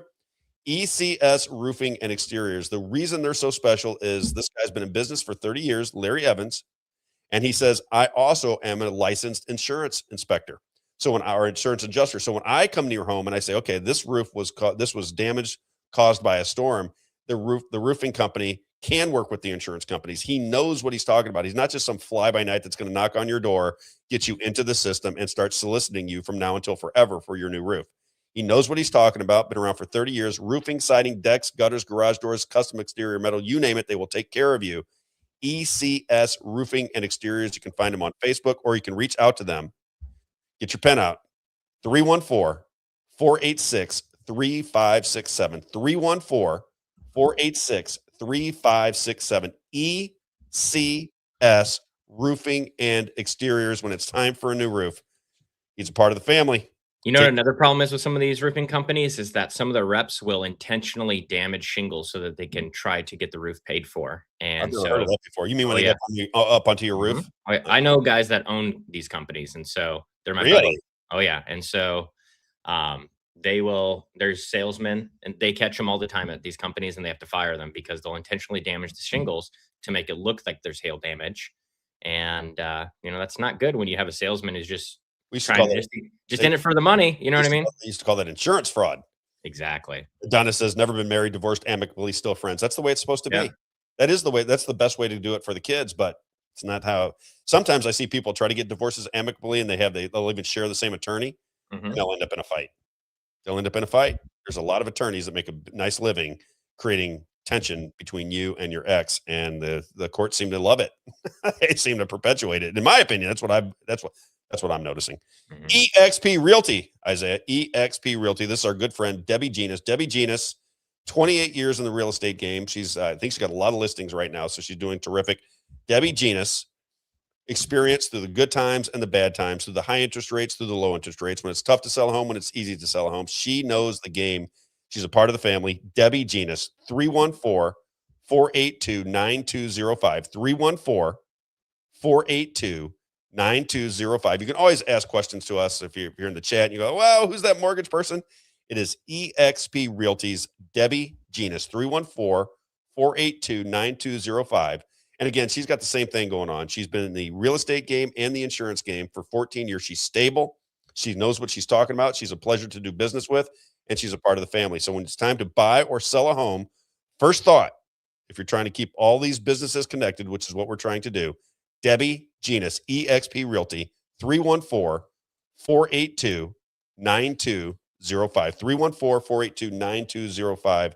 Debbie Genus. And then we got to get to John Grady. John Grady is somebody that I'm rooting for. I think I'm going to, well, I shouldn't say that yet. I'm probably going to endorse. I don't even know how many people we're going to endorse, Isaiah. Right now, I've got 3 that I'm thinking are really good candidates. And there's a lot of people like, oh, you should endorse this. I'm like, no. I got to have some sense that they really are going to go there and fight. Because if you're just going to go there and get absorbed by the Republican Party, that's not what I'm interested in at all. We need some people with some spines. I need people that are going to go there and say, I might not get much done, but I'm going to expose the system for what it is, because it's the system that needs changing. That's what I'm there for. That's why I like Bryant Wolfen so much. He's a nice guy.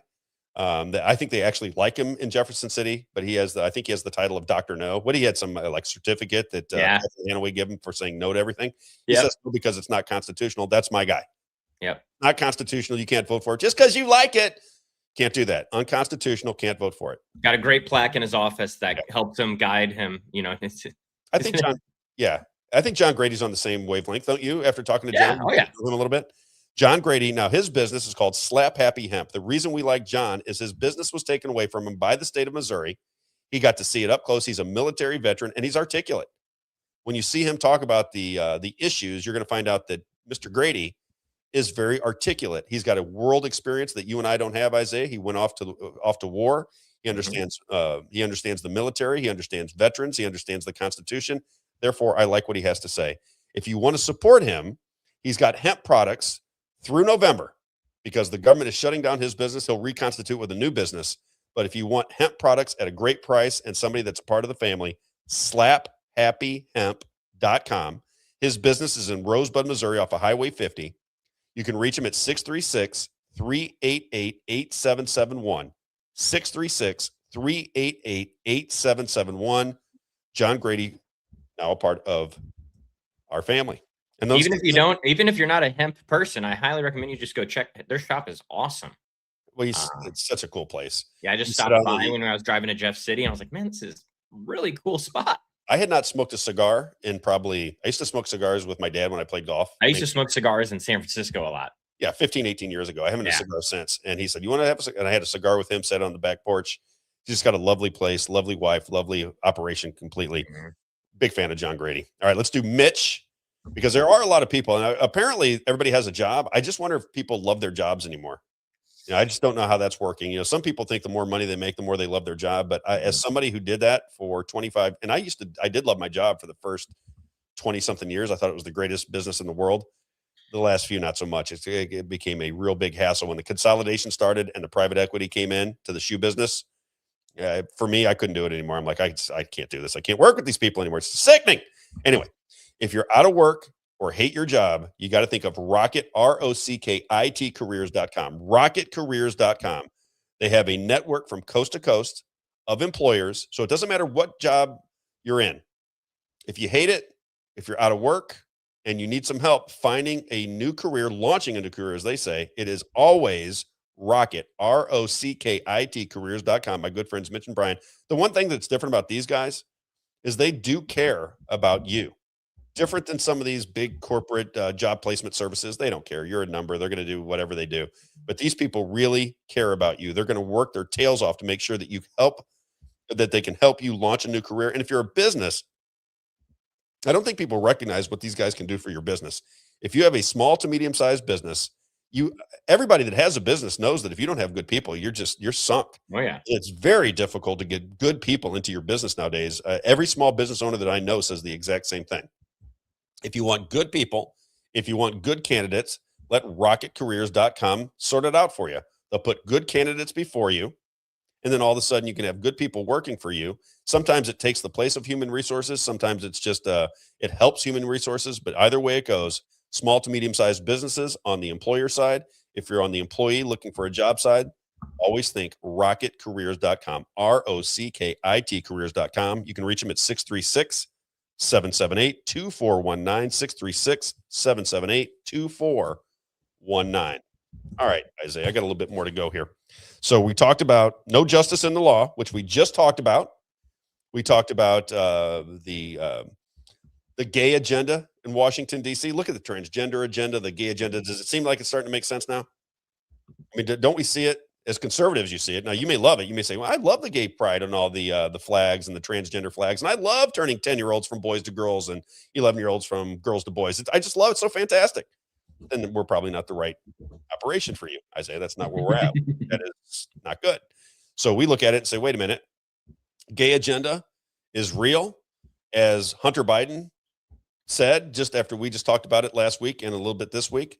There's something going on in Washington, D.C. Kay Griggs talked about it. We see it. We brought it to your attention. Okay. Now let's move over to Charlie Kirk. Charlie Kirk. I was talking about my son yesterday. My son really, really liked Charlie Kirk. And he said it. And I think that that generation, my son's 33 years old, they lost somebody that they respected and somebody that could lead them. That's what happened. Mm-hmm. You lost a leader who wasn't in the political system necessarily. He was on the outside talking about God and talking about the way life should be and convincing a lot of young people that their lifestyles of debauchery was not good for them in the long run. It's fun when you're doing it.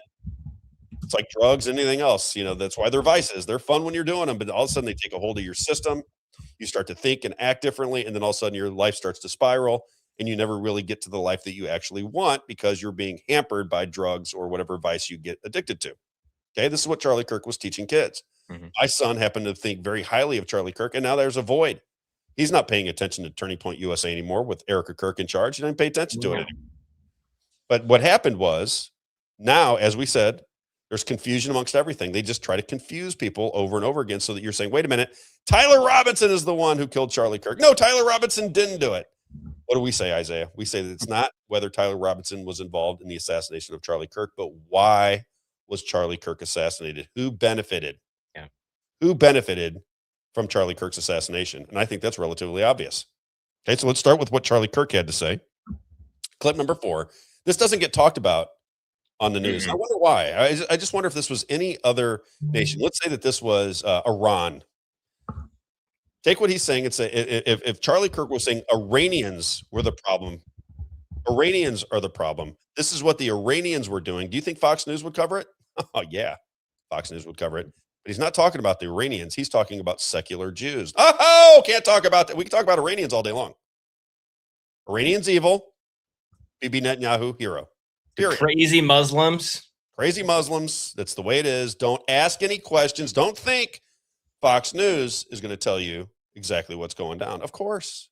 Plug into the Matrix. Plug into the Matrix. Here is what Charlie Kirk actually had to say before he died that should have raised the eyebrows of everybody in the country that was following Charlie Kirk. Only this is being swept away by Turning Point USA, Erica Kirk, and the like.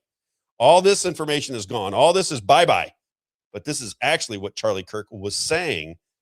And when you hear it, think about it, because you'd have to ask yourself, if this is what he was saying, complained about big Jewish donors, then gets assassinated, then the story doesn't make any sense. And now they try to blame it on transgenderism. This is right before he died. He said that he thought October 7th was a false flag. He said that on the Patrick Bet-David show. And when he started talking out against big Jewish donors, not even the state of Israel, big Jewish donors, then he gets assassinated in broad daylight. The story doesn't make any sense. And we, the people, the sheeple, we're fighting over whether Tyler Robinson was involved or not. It's amazing when the mind tricks that go on in our society. It is fantastic. Read Bernays. It'll make a lot more sense to you. Just read Bernays. Read Bernays. Propaganda. Read it. And this will make so much more sense to everybody. Here is Charlie Kirk, clip number 4. And Jewish donors, they have a lot of explaining to do, a lot of decoupling to do, because Jewish donors have been the number one funding mechanism of radical, open border, neoliberal, quasi-Marxist policies, cultural institutions, and nonprofits. This is a beast created by secular Jews. And now it's coming for Jews, and they're like, what on earth happened? And it's not just the colleges. It's the nonprofits, it's the movies, it's Hollywood, it's all of it. It's like time for you guys to wake up and say no more. Draw a line in the sand. I don't care if you hate me. Very interesting. Don't you think? Don't you think that if you're a news organization trying to get to the truth, that might have sparked your imagination just a little bit? Isaiah. Not Fox News. Fox News has Laura Trump going on there saying if you disagree with the policies, just like Charlie Kirk did, you're anti-Semitic. Anti-Israel means you're anti-Semitic. Not even Israel, anti-Israel leadership. Yes. That you're anti-Semitic. And why would Laura Trump do that? And who is Laura Trump? Why did she get so popular? Why is she sitting on the curvy sofa of Fox News? Well, she is bought into Salem Media Group. Salem Media Group, who's that, Rob? Well, Salem Media Group is run by, the strategist is Brad Parscale. Brad Parscale used to be the media director or something of that nature for the Trump administration. He's a dual citizen with the United States and Israel.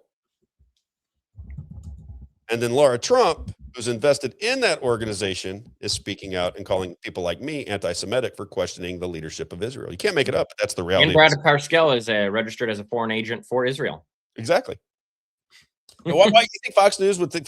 Do you think that would be important? Like if Laura Trump said that and you are a real news organization, really trying to be honest with your viewers, did you go, hey, Laura, I know that you're fighting for Israel now, but is it because you're invested in Salem Media Group and Brad Parscale, who's a registered foreign agent for the state of Israel? Can you answer that question real fast? No, Fox News doesn't think that's important.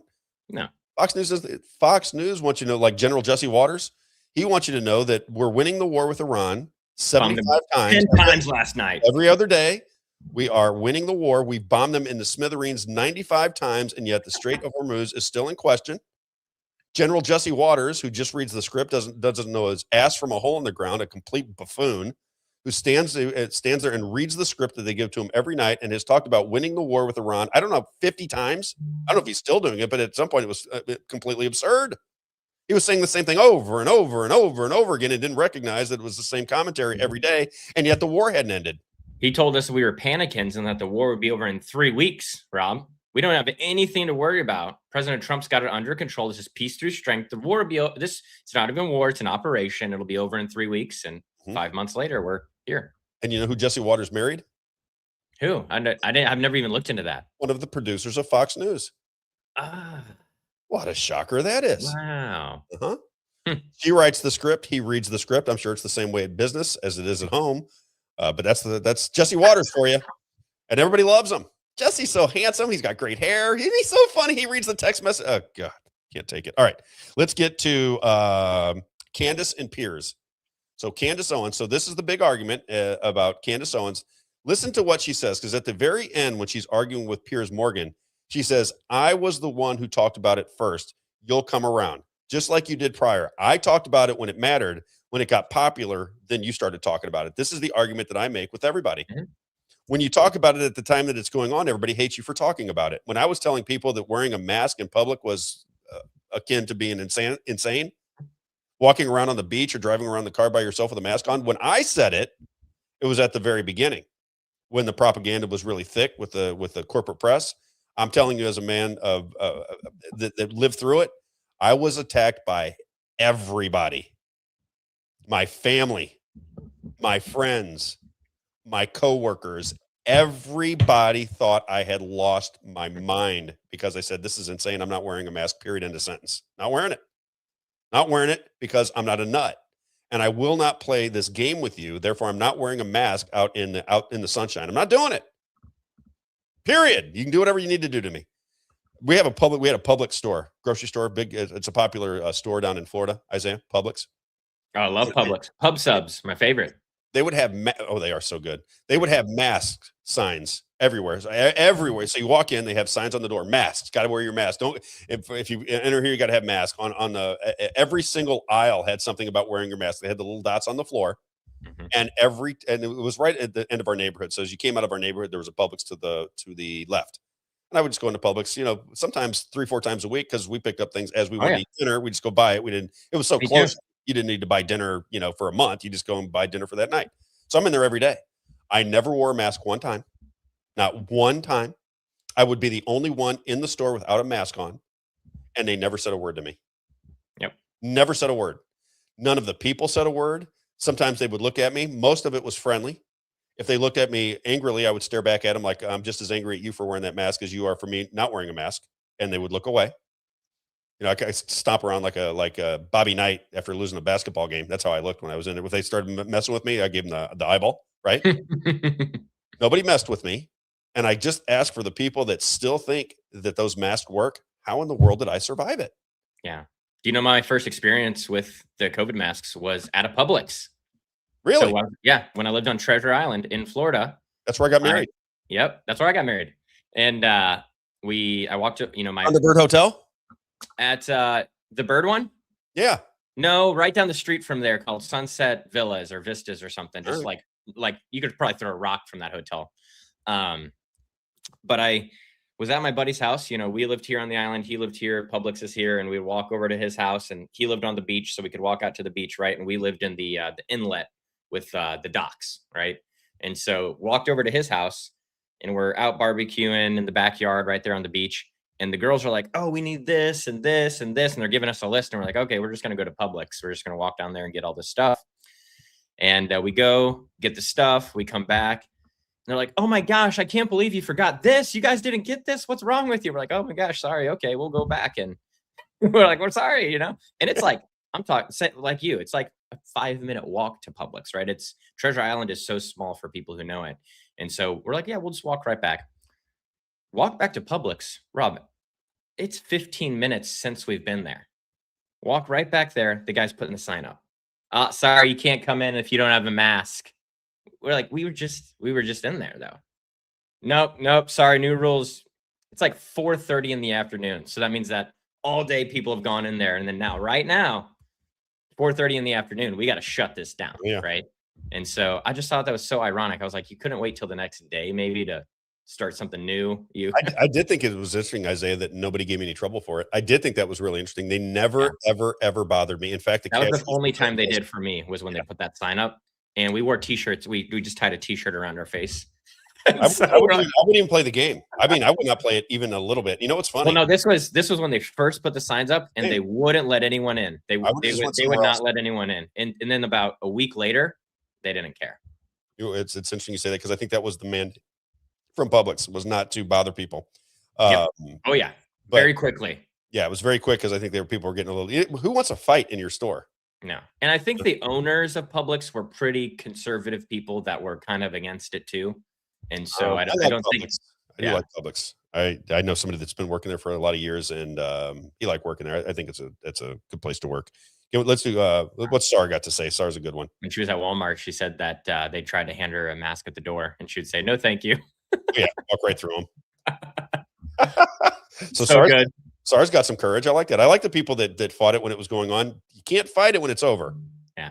Okay. This is what's going on with the elections right now. Everybody's fighting about the elections. We were fighting when it was going on. We were fighting COVID when it was going on. We were fighting fake news when we recognized what was happening. We're fighting these things as they're happening, and we need some help. We need people to be just a little bit more courageous when the time is right. Don't wait till it's over and then 5 years down the line, jump in bed with the people that were right all the time and act like, oh, I was with you the whole. No, you weren't. No, you weren't. Clip number 3. This is Piers Morgan, who's a big government fraud. All right. Piers Morgan is a big government fraud. Fact. Where's my facts? Let me get that right for you real fast, Isaiah. That's a fact, Jack! That's a fact, Jack! And I love this because whether you like Candace Owens or not, she jams it right up in there. And I like it when somebody says, oh, you want to start calling me name? Here, let me open your mouth and let me give you some of this. And that's what Candace Owens did to Piers Morgan, who is a total, complete fraud. These are people that read script. They jump on the topics because they think those topics are popular and they think that's going to gain them an audience. And wherever their audience is at, that's where they take their opinion because they know that grows an audience. I call those people frauds. Call them whatever you want. Mm-hmm. Call them whatever you want. I just see the world through a different lens. I say you be yourself. And if the people want to come to you, great. If they want to move away from you, great. But be yourself. Say the things that you believe. Then you're never lying. You could go back to Piers Morgan and look through the things he said. It's different, but it's just like Fauci was when he was doing his, you got to take your vaccines and wear your mask. I said at the time that it was happening, I said, listen, the guy's telling 3 different stories in a week. You don't recognize that he's lying? You don't know the AIDS story, you don't know the HIV story. You don't know anything about the past. You didn't even look up Anthony Fauci. Where's he come from? Just all of a sudden, he's the most popular person on the planet. And you never said, well, who is he? Didn't even think to say, who is this person that's guiding all the policy that's got me wearing a mask and standing on dots and getting my kids vaccinated? Who is this person? Nobody. Wait, the news is telling me that he's not involved with the lab in Wuhan, China. So I believe them. It was to this day, I find it very bizarre. All right, here it is. I've warmed it up for about 10 minutes now. Yeah. Candace Owens and Piers Morgan, clip number 3. What is your theory? I don't know. I don't know. Well, what's your theory then? You must have an idea. My theory is that we should investigate everything strange that happened on that day so we can figure out what happened. But are you suggesting that? Are you suggesting why is everybody so? Why are we pretending that we don't know why we ask questions? Like why? Like you're a journalist. You know what this is. You're like, what's going on? What's going on? Why do you want to know why these planes were tracking Charlie? Well, my theory is that we are being sold absolute Fed slop. The media is doing their Operation Mockingbird Part 2 scenario by telling us, well, unless you absolutely have a conclusion, you can't even ask the question. Yes, we very well can keep asking consistent questions until we get a clarified explanation for what happened on that day. And right now, we have nothing, okay? And that is the reason why people are watching my show, because I'm the only one not treating them like they're absolute idiots who don't have 2 eyes and who believe in magic bully theory and who understand that Egyptian planes should not have been tracking Charlie even 3 times this year would be an anomaly, okay? They've been tracking him. We don't know where it's going to end, but we are going to keep asking questions until we get clear answers. Candace, it may be that the person in the media spewing bullshit to the public is you.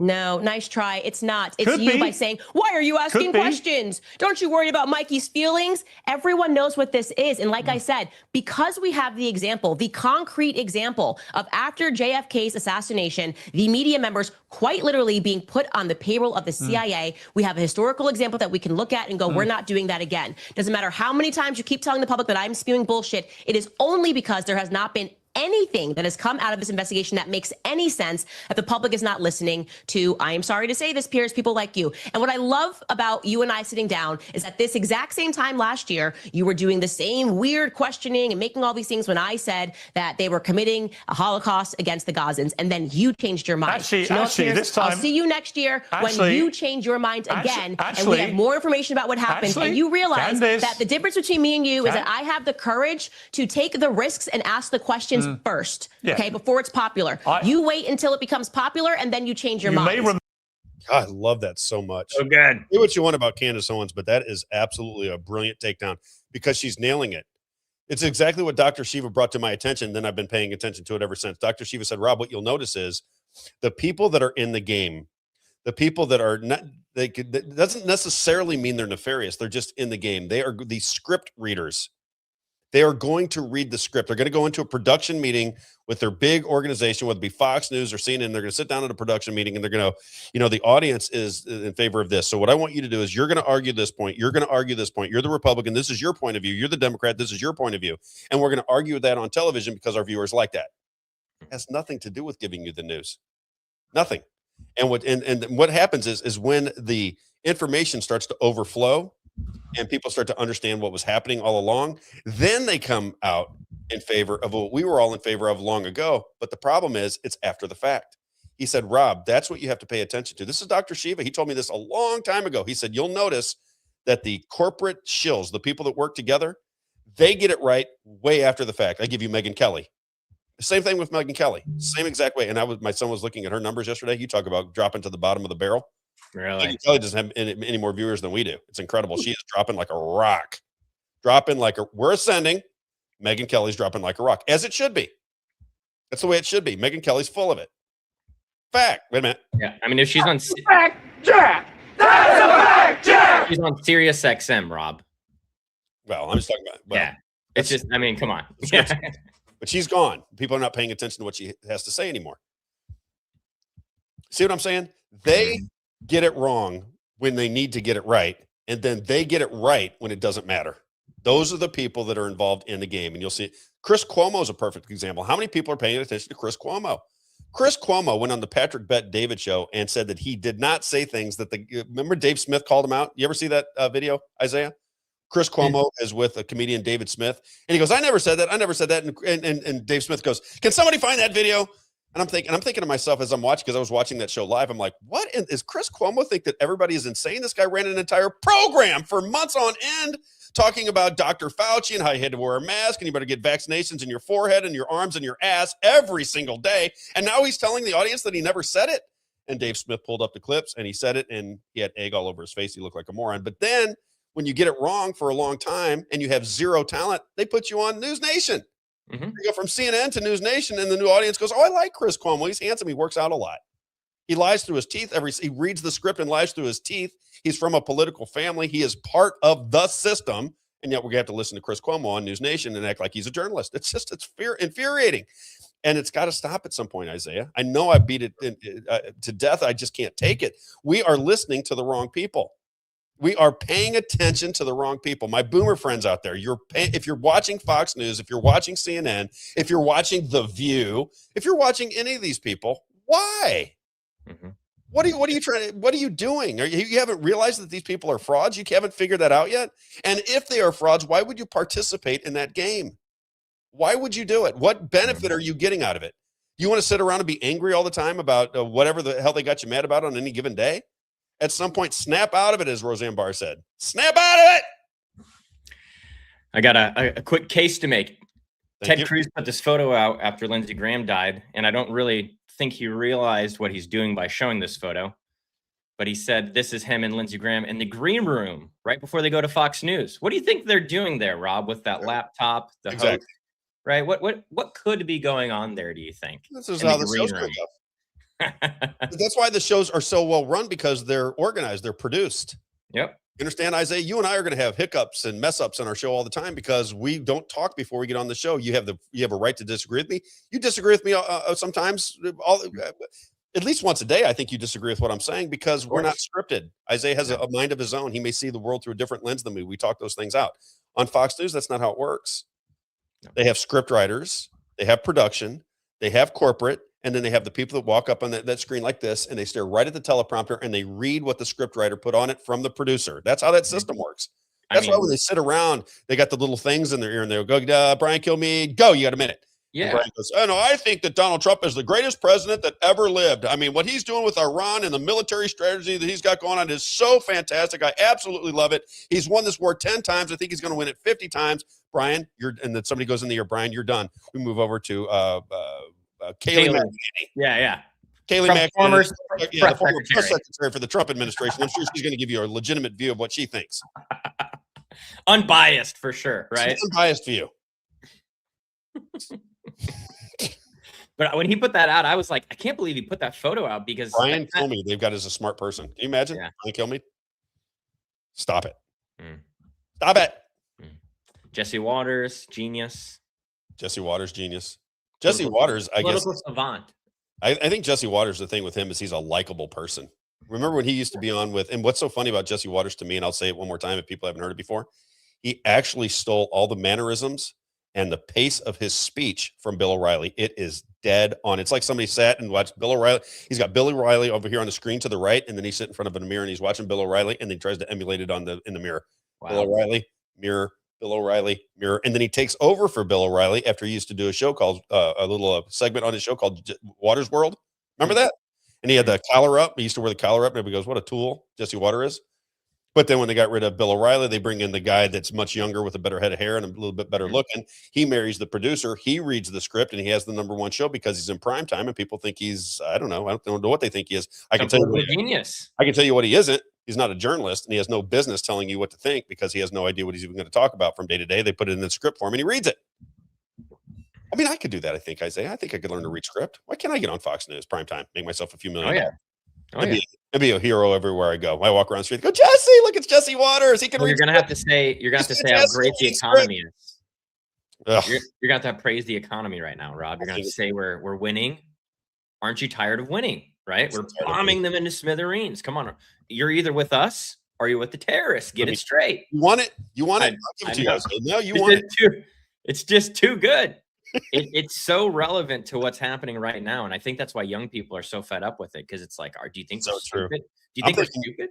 I'm thinking your generation has it figured out more than many in the past. That's what America always figures these things out. Here we go. Here's the genius of George Bush.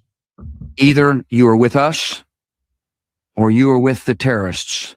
Either you're with us, either you love freedom and with nations which embrace freedom, or you're with the enemy. There's no in between. You're either with us or you're with the enemy. That's clear. That's clear, Isaiah. If you're either and by saying that, he's saying that you're either supporting Israel because he's saying you're with nations that support freedom, right? You're for sodomy or you're not for sodomy. Which one are you? For sodomy? Either you are with us or you are with the terrorists. Isaiah. Yeah. I give you George Bush. But that's what they want us to do, Rob. They want us to fight. So Thomas Massey's going back to that conversation we had with him. He told us that's what they want us to do. That's why I told everyone to watch Pete Hegseth's hearing today. Exactly. You're going to see them throwing the glass bottles, right?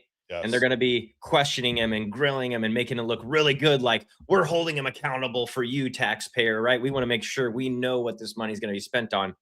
All the while, it's going to be spent with it's going to be passed with probably no changes at all. Yes. Can we move to the next one that we talked about? Oh, yeah. Remember when we had Flat Earth Dave on? Oh, so good. Okay, so Flat Earth, and he got a big response. He said he'd have one of our biggest shows. He didn't have the biggest show, but he was up there.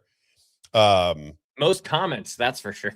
He definitely had a lot of comments. Oh my Lord, yeah, true. I mean, there was the most engagement was when we had Flat Earth Dave on. Now, Flat Earth Dave said when we got on, if you remember when we had him on the show, he said, "Rob, do you think the Earth is flat?" And I said, "I have no idea. I don't believe anything that anybody tells me anymore, so I don't know." And he goes, "Well, that's the best answer. Yep, that's the right answer." I said, "Okay, good. I'm off to a good start with Flat Earth Dave." Mm-hmm. So check this out. So these are starting to run around social media. They've been around for a while, but somebody compiled them because I saw one at a time, especially when we had Flat Earth Dave on. It hits my algorithm, right? Because we're checking those things out. So check this out. These are pilots. These are pilots that are asked by people associated with Flat Earth Society. There's a whole society that says the Earth is flat and we're all nuts for thinking the Earth is round. Now, I don't know, Isaiah. I keep saying I don't know, but for it's like that picture I sent you the other day from the Science Center with Ivy, right? Right. But 99% of people that hear me say this immediately are turning it off going, oh my gosh, this guy thinks the Earth is flat. I don't know if the Earth is flat. I don't care whether the Earth is flat because I'm never going to know. I'm not going to be in a spaceship anytime soon. So I'm only going to have to go by what I believe, which I don't know. Mm-hmm. He says. And we know we can't trust science. That's the thing. We can't trust the people that give us the info. Exactly. Right? Can't trust them. Got to remember, NASA was run by Nazis who came over, and Nazis were using propaganda techniques to control their population, and they came over to America after World War II, and they ran NASA. So you tell me what Operation you think. Paperclip. Operation Paperclip. And then I'm going to play these pilots. These are pilots. These are commercial airline pilots that are being asked as the people get in the first row, and they ask them if they think the Earth is flat. This is from people associated with the Flat Earth Society. Here's how they responded. Multiple people, pilots who fly planes for a living, commercial planes for a living. Here's how many of them reacted. Clip number 9. That again. I'm a member of the Flat Earth. You ready? Ready? Oh. I'm American Airlines pilot. I'm a member of the Flat Earth Society. God bless you, brother. Wow, the truth. I love it. How long have you been a pilot for? 43 years. Wow. What shape is the planet? Flat. You're the pilot? Hi. How long have you been flying for? Like for Delta, 21 years, but maybe like 30 something. I want to know, because they say the pilots know a lot. Do you think the Earth is flat or no? I know it's flat. You know it's flat? The world is flat. Confirmed. Completely flat. Completely flat. And ice wall? What's beyond the ice wall? You get to that, and if you go down, and then gravity works in a different direction. So when it rains, it doesn't fall on the floor. It falls. Is there another world beyond the ice wall? Wow. Okay, so there's 4 pilots who are being asked by people associated with the Flat Earth Society whether they believe the Earth is flat, and 4 pilots that they found. There might be more, but there's 4 pilots that say the Earth is flat, and we're willing to say it on camera as a pilot for a commercial. The first guy said he's a member of the Flat Earth Society. A member of the Flat Earth Society. Okay, I have a buddy of mine he goes, Rob, the Earth is flat. I'm telling you, the Earth is flat. And this is a bright person. I said, really, you think the Earth is flat? At first, I'd heard anybody talking about it was maybe a couple of years ago. And he said, I've been looking at this for a long time. He goes, there is no evidence whatsoever other than the pictures you see on TV that the Earth is round. Outside of that, there's no evidence. And for thousands of years, people thought the Earth was flat. I don't know. I'm just saying that, just think of how conditioned we are that 99% of the people that hear that would think these people are lunatics. And we have no real idea whether it's flat or round or square or triangle. We don't know. Okay. Now let's go to Joe Rogan. Now this is early Joe Rogan talking about the moon landing. And you and I talked about it, Isaiah. I don't believe the moon landing happened. I don't care whether people think I'm crazy or not. I just think the moon landing, when I look at it now, seems absurd to me. I just don't buy it. And I have some friends of mine that tell me I'm absolutely insane and I bought into a bunch of nonsense, and it's absolutely 100% that they went. I said, did you go? Well, no, I didn't go. Well, then how do you know? Found out today, Buzz Aldrin was a 33rd degree Mason. There you go. Is that true? That's what I just read it today, so I got to look that up. I'm going to look it up while we play this video. All right, you got to play this video. So this is Joe Rogan back in the day. This is when he was a young man talking about the moon landing, and just think about what he's saying. Think about all the information that you have. Remember Bart Sabrell, who I'm trying to get on the show. He lives in Taiwan, I think, or something of this nature. He says, Rob, it's the timing is all off. I said, I got to get you on the show because he is the one that has been pressing the astronauts for years. He would walk up to them and he would have a Bible in his hand. And he'd say, put your hand on that Bible and tell me that you walked on the moon, and I'll give $5,000 to your favorite charity. And he would he'd stick a Bible out, and not one of them would do it, and they would get very angry with him. He said, look, I'm not mad. Just put your hand on the Bible and swear that you walked on the moon, and they wouldn't do it. Okay, that's the reality of it. So you make of that what you will. I think the whole thing is insane. I think the idea that we went to the moon in 1969 after Kennedy said we were going to go to the moon by the end of the decade, and then he gets assassinated. And he'll talk about this on this piece that we're going to play. This is a long piece. I just think that it's silly. Once you start to recognize that your government lies to you about everything, then you should start to, as Candace Sowen says, start to question everything. You got to get closer to the Lord in order to see through this nonsense. If you cannot get close to the Lord, you're never going to see it. You can't just say that you're a Christian. You can't not just say that you believe in Christ if you don't continually say, Christ, guide me in the right direction. Guide me in the right direction. Put the information in front of me. And I tell you, the information flows to me. It's an insane thing that's going on. Isaiah, are you getting it now? Oh my gosh, are you kidding me? Yeah. People text us during the show. Are you getting a lot? Oh, yeah. Okay, I get unbelievable amounts of information. Every time I look down at my messenger or something like that, I'll have 25, 30 messages. This is all day. So if you were to count them all up at one time, we're talking about hundreds of correspondences of people sending me information. And as I said before, I try to get through it all. A lot of times I use it on the show, and I don't even tell the people that they don't even know that I looked at their information, then I put it on the show. If you look through the information that people are sending to you that listen to our show that are open-minded, you start to see a theme Really smart, inquisitive people find this information, and when you piece it together, it starts to make a narrative that makes sense, because the narratives that are fed to us by corporate media don't make any sense. And when you see people that are invested in finding the truth feed you narratives, and you go, well, that makes a lot more sense. Now I'm starting to think a little bit different because these narratives make more sense. Listen to what Joe Rogan had to say. Now, again, this is years ago as a young man talking about the moon landing. Clip number 6, Joe Rogan. You don't think the moon landing is real? No, I don't. No. Do you? Yeah. Why do you think the moon landing is real? Why don't you tell me why? I saw it on television. Oh, you're a genius. Oh, beep that. Hit Okay, that. we'll bleep it. We'll bleep it. No, it's okay. We got That's it. genius. You saw it on TV? That's awesome. I'm going to show you some CGI. I'm going to show you King Kong. I saw that on TV, too. There's an 80-foot gorilla. He's running around kidnapping white chicks. You should check it out. 1972 was the last time a human being has been through the Van Allen radiation belt. 1972.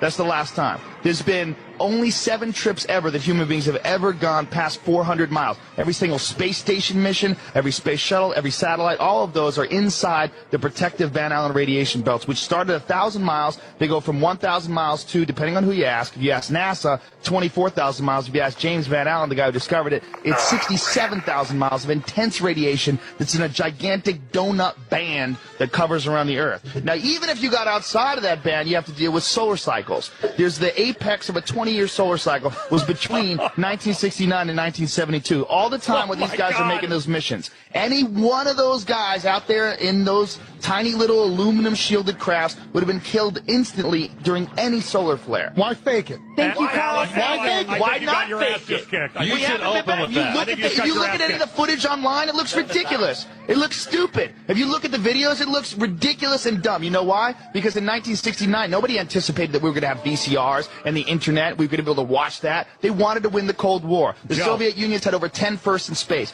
First man in space, first woman in space, first they had everything. First dog in space. They had first satellite. They were so much more advanced than the Americans were. But the Americans were more advanced in trickery, and that's what they did. They figured out a way to fake it. That's why when Neil Armstrong got back, first of all, he went insane. They went into a deep depression. So did Buzz Aldrin. He became a huge alcoholic. He gave no interviews. Neil Armstrong still to this day will not give interviews. He gave one speech that he gave at the 25th anniversary of the moon landing, and this is what he said in front of America's best honor students. He said, "We have here amongst us America's best and brightest," and the quote was, "You will achieve many great things if you could peel away one of truth's hidden layers." That's a speech this guy gives standing in front of the top honor students of the country. Not, "I went to the moon." He doesn't say that. He gives this cryptic speech. Now, Bill Clinton, in page 100, I think it's 156 of his book, My Life, he gives this story about how when he was a kid, he was working with this carpenter. And this carpenter said, you know, "I don't believe man landed on the moon." It was 3 months after the moon landing. And he said, "I thought that guy was ridiculous." He said, "You know what? I don't believe anything those TV fellows show you."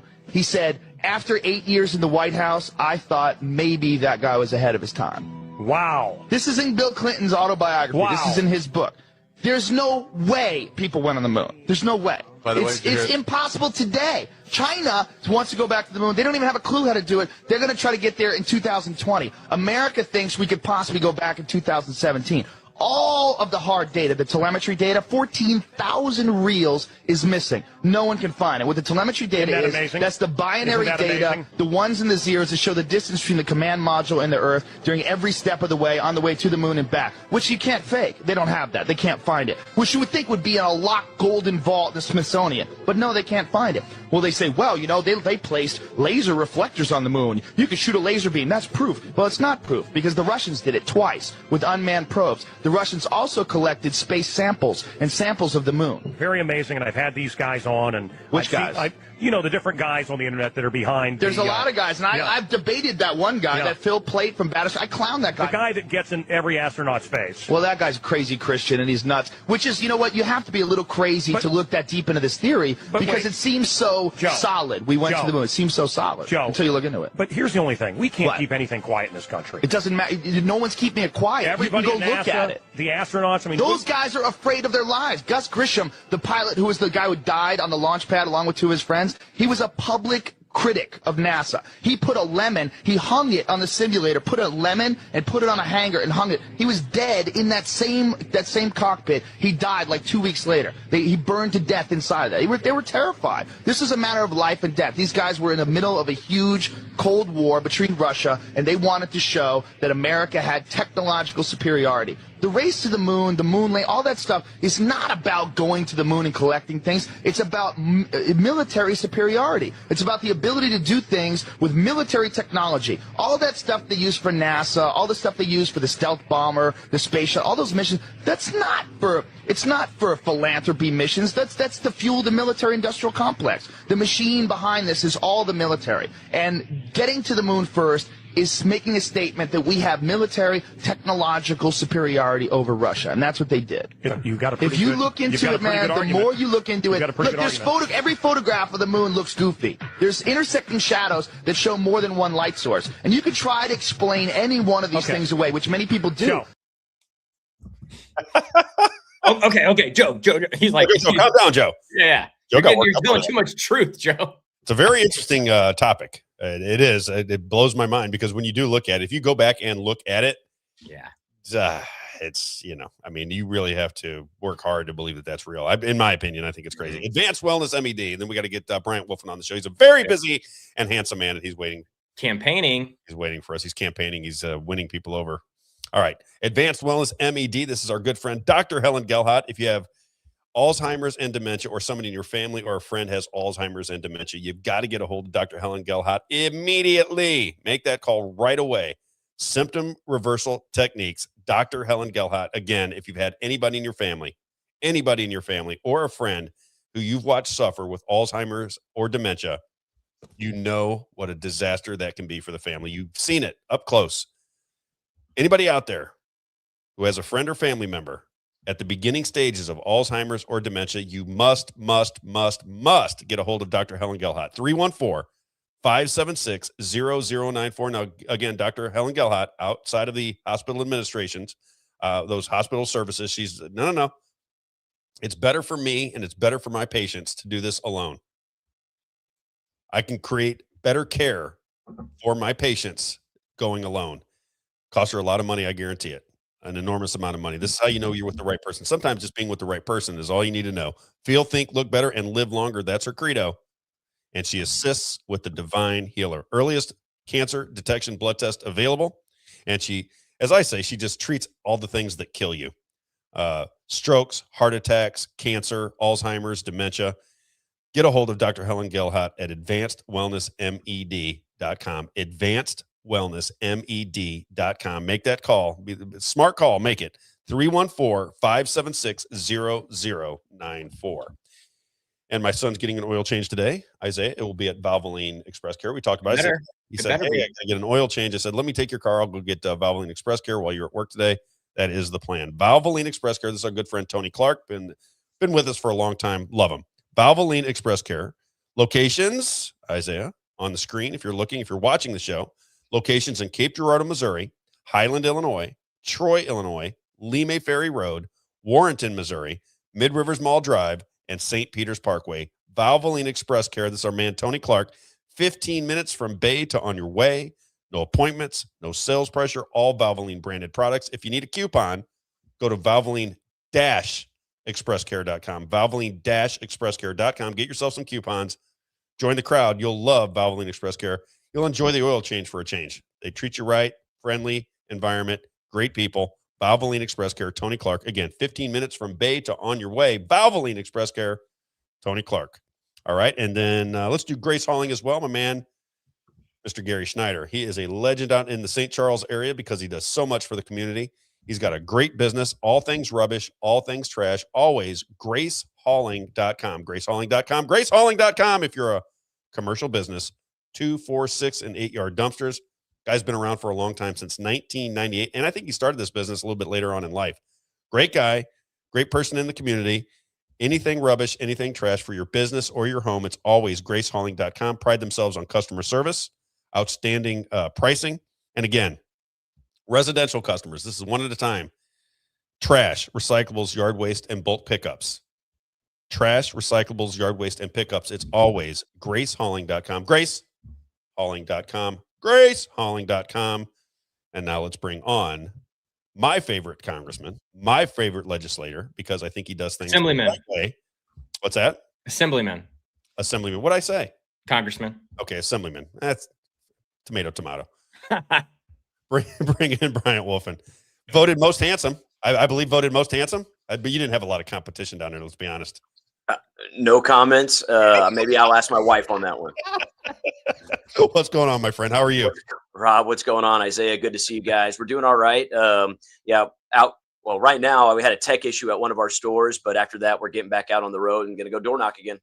Okay, what's the scoop? I mean, do you guys do polling? Do you trust polling? Do you have polling that you? I was listening to Scott Fawn. They were going through all the races, and they seem to have some internal polling that they trust. I'm not a big fan of. I don't know how you poll anymore. I just don't know how you do it. But do you go through polling? Do you see where you're at? I can't imagine that you wouldn't win. I just got to think that you're a pretty, and I mean this in sincerely an attractive candidate, just based on your personality and the way you communicate with people. Should be an easy victory for you. Do you have any sense of where you stand in these in the race?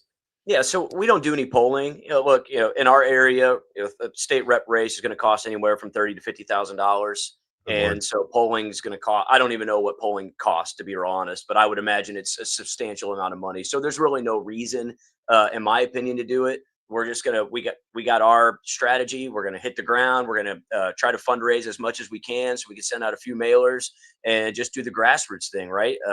Doors win mores, and when we're in the political realm, this is a war, right? So that's kind of our strategy. I do feel good, to be real honest. The overwhelming support that has came through from constituents in both of my counties in my district have been crazy. Last time we campaigned, it was us focusing and like having to ask people, hey, sign locations. Can we put one here? Can we put one there? This time I'm getting tons of people still to this day calling me asking for signs to put in their yard. So before I start door knocking, that's what I'm going to go do. And then we'll be door knocking throughout the evening. Well, you're my favorite one. You're my favorite person in the bill. I like Mike Moon a lot. I don't know him as well as you. For me, you check all the boxes. You're honest. You follow the Constitution. You communicate very, very well, and you're not there to make. You're already making a good living. You got your family business, which is successful. You're not up there for any other reason other than to serve your community and make sure that Missourians have a better life because you're there, and that checks all the boxes for me. So I really appreciate you. I sing your praises to everybody that I can. You're pretty much the only one. I go, the one person that I like up there that I talk to, and I look him in the eye and I think, okay, this guy's being honest with me, is Bryant Wolfen. So that leads me to this. That's all the love I can give you, Bryant. That's all I can do. I appreciate it. Next thing is, let's talk about these amendments. Sure. I've told different stories about your views on these things, and I may disagree with you, but that doesn't mean I'm going to beat you up, Brian. I think that, Isaiah and I talk about it all the time. We're one of the few in what I would call the grassroots community that understand both points of view on these amendments, especially 4 and 5. I can understand both. When I was making a good living, Bryant, and somebody told me they were going to get rid of the income tax, I would have done cartwheels down the driveway if they had taken that. At that point, I think it was 6.5%, and I was making a good living, so that was a lot of money in my pocket had they gotten rid of. And I'm cheap, so I don't spend a lot of money on sales and usage because I'm cheap. Ask anybody; they know. They got to buy lunches. I don't even buy lunches anymore. They got to buy them for me. I'm just kidding. That's probably why we get along so well. I'm cheap as well. I don't see a need to spend a lot of money other than your family, maybe a little bit of travel here and there. So tell me what you think on Amendment 4. Now, this is the IP reform. I get different opinion. I had Ron Calzone on. He's against it. I had guys like Ben Keithley, who I like, who's for it. What's your take on Amendment 4? Yeah, so for me, I am a yes. And admittedly, I voted no against this on the floor. And so I'll get a little bit into the context without going too far into the weeds. IP reform, I've been a part of that fight for a long time. Over the last 10 years, it has been one of the biggest priorities for me and the Republican Party forever, is to protect the Constitution. And that's what I want to see done. And so the reason I voted no on the floor is because this version, I knew exactly what we're seeing here today on the campaign trail is exactly what was going to happen. We picked a not terrible version. We picked the wrong version. We picked a version that should have never, that had never been discussed before. It hadn't been debated, hadn't been discussed. And all of a sudden we have a special session and it's rushed through. We're told by leadership we can't change it. And then, of course, you end up with this double standard, which is the number one hit piece that everyone hates about it. And I had said that on the House floor. You can go back and listen to my speech. It's literally what I called this out for, and told, didn't say that I didn't support the effort, but I don't support sending this version to the people because it's going to fail. And that was ultimately my thought process. Now, the reason I am voting yes for it, and the reason I support is I do think it is a step in the right direction. Me personally, you know, I'm a strict constitutionalist. I think it should be all but impossible to change the Constitution. I think the reason we've made the Constitution so susceptible to amendments is exactly why we have a novel instead of what our U.S. federal Constitution has stayed, which is very small. So I always tell people I like to think back to the Articles of Confederation and how impossible it was to amend the Articles of Confederation. That's what I would like to see here at the state. Now, I do still have a carpet burn, if you will. I'm burned by the double standard.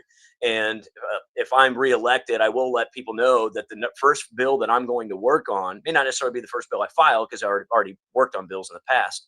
But the first bill that I will work on will be another resolution for that will increase the standard of the General Assembly and make it the same as the people. There you go.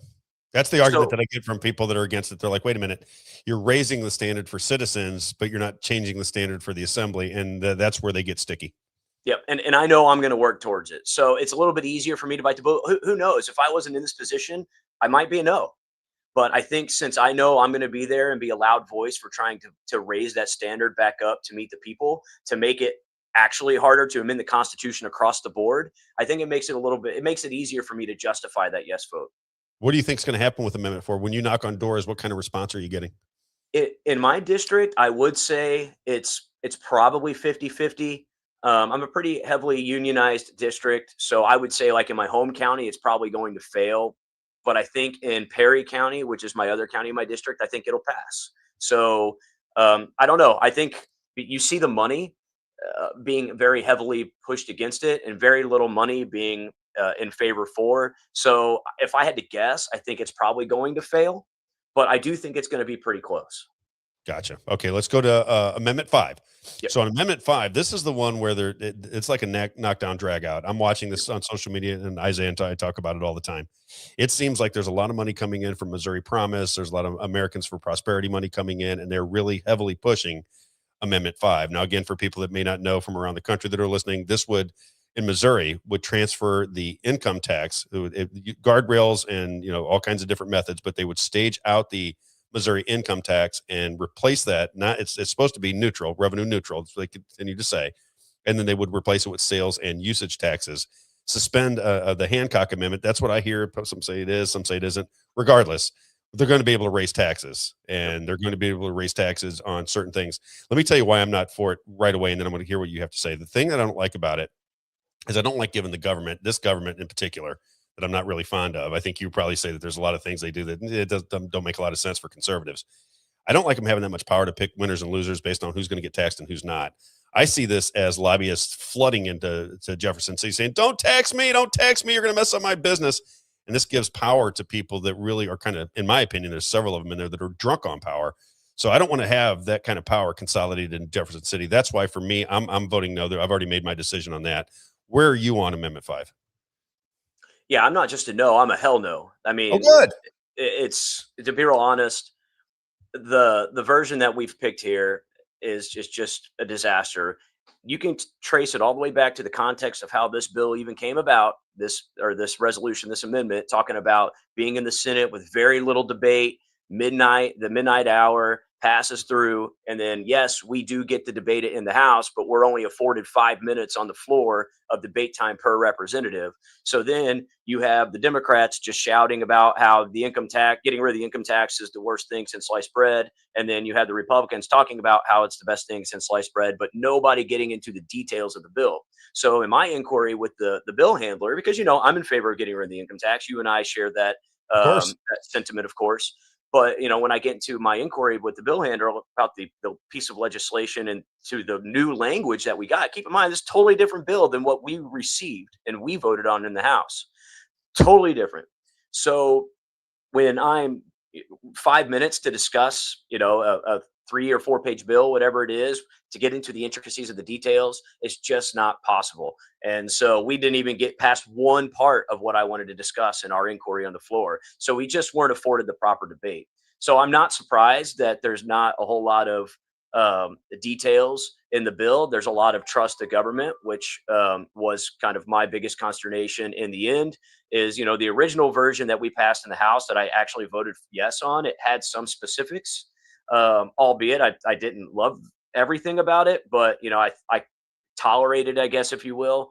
And with the no, like, we knew it was going to come back to us. And they actually took some of the changes that I suggested in that original House version and put them in the committee sub. So when it was in the Senate committee, well, then, of course, like I said, at the midnight hour, everything changed. They threw the whole bill out. They throw something else that's brand new on our lap and, expect us to support it again. And obviously we couldn't do that. There was less of a plan and it was more trust us.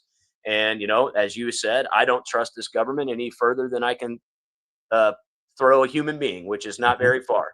Yeah, that's kind of where I'm at. For me, this is my argument I've been making too, because I have friends on the other side, people that I respect on the other side. Some I don't, I'll be honest.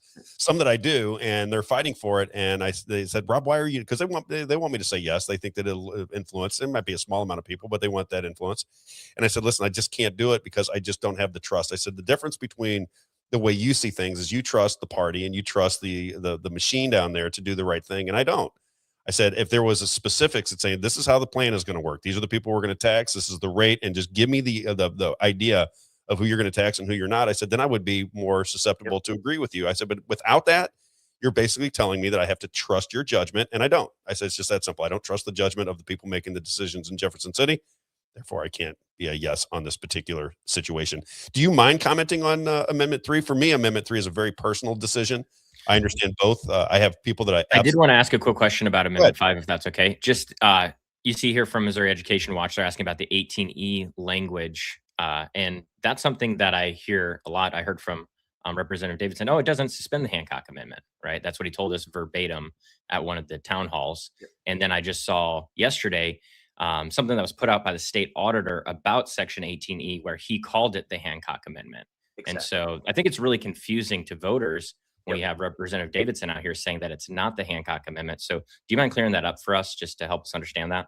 Sure. Well, the way that I would put it out to people, I've been to one of the yes forums as well, and just kind of quietly listened. And I heard that as well. And the reality is, call it what you want. The reason the General Assembly we are asking the people for a yes vote on this is specifically to be able to increase revenue, i.e. through sales taxes, increases, base expansion, whatever that may be. But we are wanting to do that without going to the vote of the people. So if you want to call that the Hancock, if you don't want to call that the Hancock protection, call it whatever you want. The reality is the problem that the people have with it is they don't trust the government to not raise their taxes unless they can, they want to be able to vote on those tax raises, because that's the only way they can generate new revenue is by raising this or increasing taxes, sales taxes, or expanding on the base expansion. So, in regards to, I do call it the Hancock as well. That's kind of my understanding of it. But, with that being said, maybe Representative Davidson has a different mindset on that. But, once again, we can't increase taxes currently or expand tax base currently without asking the people if they want it increased or not. So this amendment is asking the people, are you going to allow us to increase those without your permission in the future over the next 5 years? That's what, at the end of the day, that's what this is doing.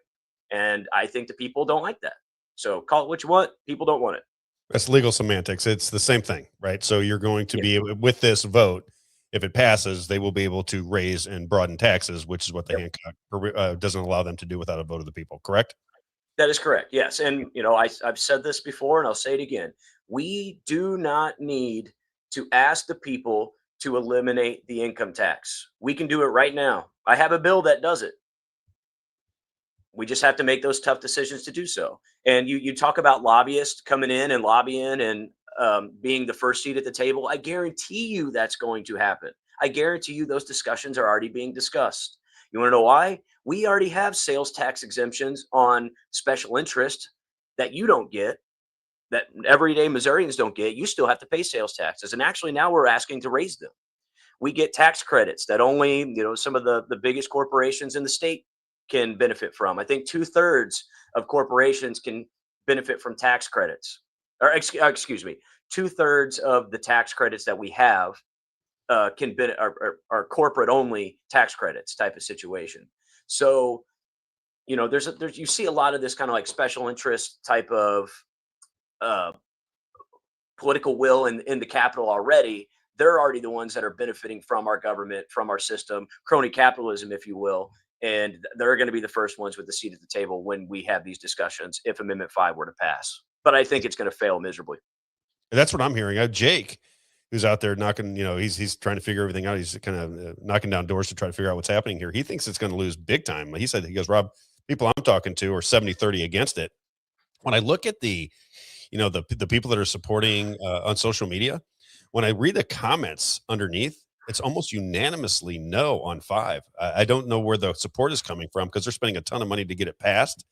And yet, if you look at the commentary on social media, and it's not the same names, and we're talking about thousands of people are saying, no, we don't trust this. We don't trust this. And they keep pushing it. I mean, there's a lot of money coming in trying to get this Amendment 5 passed. But I'm with you. I see it pretty much the exact same way. Sorry, go ahead. Well, and if I could comment one last thing. So, even some of the supporters at this point are really stooping to some new lows. And Missouri Promise posted a Facebook post back when we voted on the original House version that I voted yes on, and I did vote yes. That post itself was accurate. But now we have folks on Twitter and Facebook that are now screenshotting that and saying, hey, look, even Bryant Wolfen supports Amendment 5, which is just completely false. I did not support Amendment 5, this version of the Amendment 5 in the House. It's totally different than the original version. And I have not supported it ever since. So I think they're stooping to new lows and trying to put my name on something that is not accurate just to try to garner support from the grassroots conservatives. And that's something that's pretty low. Yeah. Yeah. And I saw Tim Jones couldn't even accept your answer. He's like, oh, so you're a yes, then a no. Okay, I got it. Right. And he, even though you outlined, hey, I voted yes on a completely different bill that was not the same. And you outlined the differences. And I thought that was a reasonable response to say, hey, no, yes, of course I voted on that for yes. And now I voted no on this. That's the reason I don't want it to pass. Right.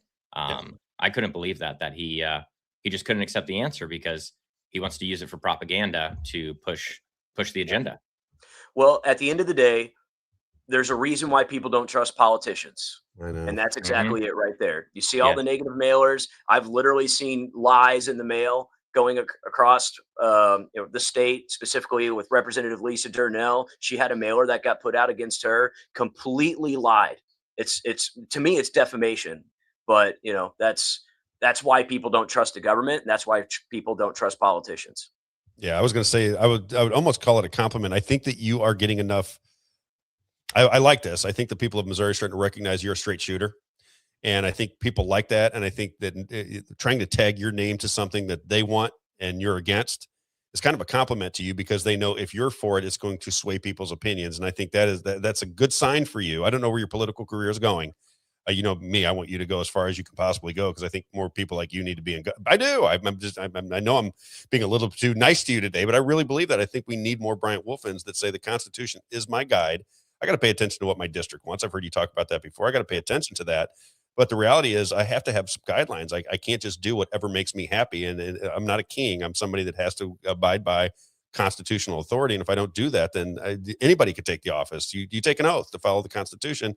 And I don't think they do that very much in Jefferson City. That's my understanding of what's happening up there. So I like people that are centered enough and humble enough to say, wait a minute, I have guidelines that I have to abide by, and that is the Missouri Constitution. So for that reason, I like it very much. I want to get into Amendment 3 just for a second. Sure. I think you're a conservative guy, and this is really, I have people that I love on both sides of this argument. I think people that are for A3 are really well-intentioned, that are trying to do the right thing. They think it's going to save babies. And I have people that say, wait a minute, you can't enshrine in the Constitution, fetal anomalies, incest. They see these as babies. And if you're going to put into the Constitution that you can kill certain babies, that's a terrible thing. I get both sides of the argument. I don't even really have necessarily an opinion on it. I don't have to vote in Missouri, thank God, because that'd be a tough one for me. How do you see it? Yeah, well, similar to you, I do see both sides of the argument. Obviously, Senator Mike Moon is someone who I closely align with on 99% of things, probably more than anyone else in the General Assembly. But this is something we disagree on. And I am a yes on 3. And look, I'm 100% pro-life. I am an abolitionist. And I completely understand the argument that the no on 3 side from the conservative movement, the pro-life movement that is coming from. However, right now what we have in our Constitution is the most egregious pro-abortion language in the United States. And at the very minimum, what Amendment 3, at the very minimum, what Amendment 3 will be doing is getting rid of that language. Do I love the language that it would be replacing with the exceptions that are in there? Not necessarily. No, I do not. I want to see 100% pro-life here in similar to the heartbeat bill, but we need to work towards personhood and things along those lines.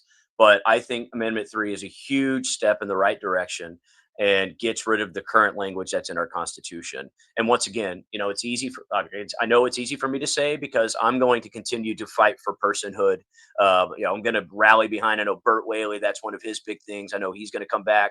He's going to be rallying behind that. Mike Moon's got a personhood Senate bill, and we just got to keep fighting. So for me, I think it's a huge step in the right direction and gets rid of that language that is currently in our Constitution, which is some of the devil's work, if you ask me. So that's why I'm supporting Amendment 3.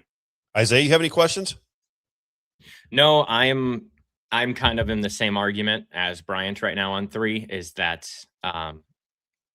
since I was 10 years old, I was out on the street. I'm 34, so that's over 20 years ago. I was protesting for abortion since I was a kid with former Representative Cynthia Davis, and so I'm extremely pro-life, but I agree this is a step in the right direction. And I think we need a step in the right direction in this area because of how bad it is right now.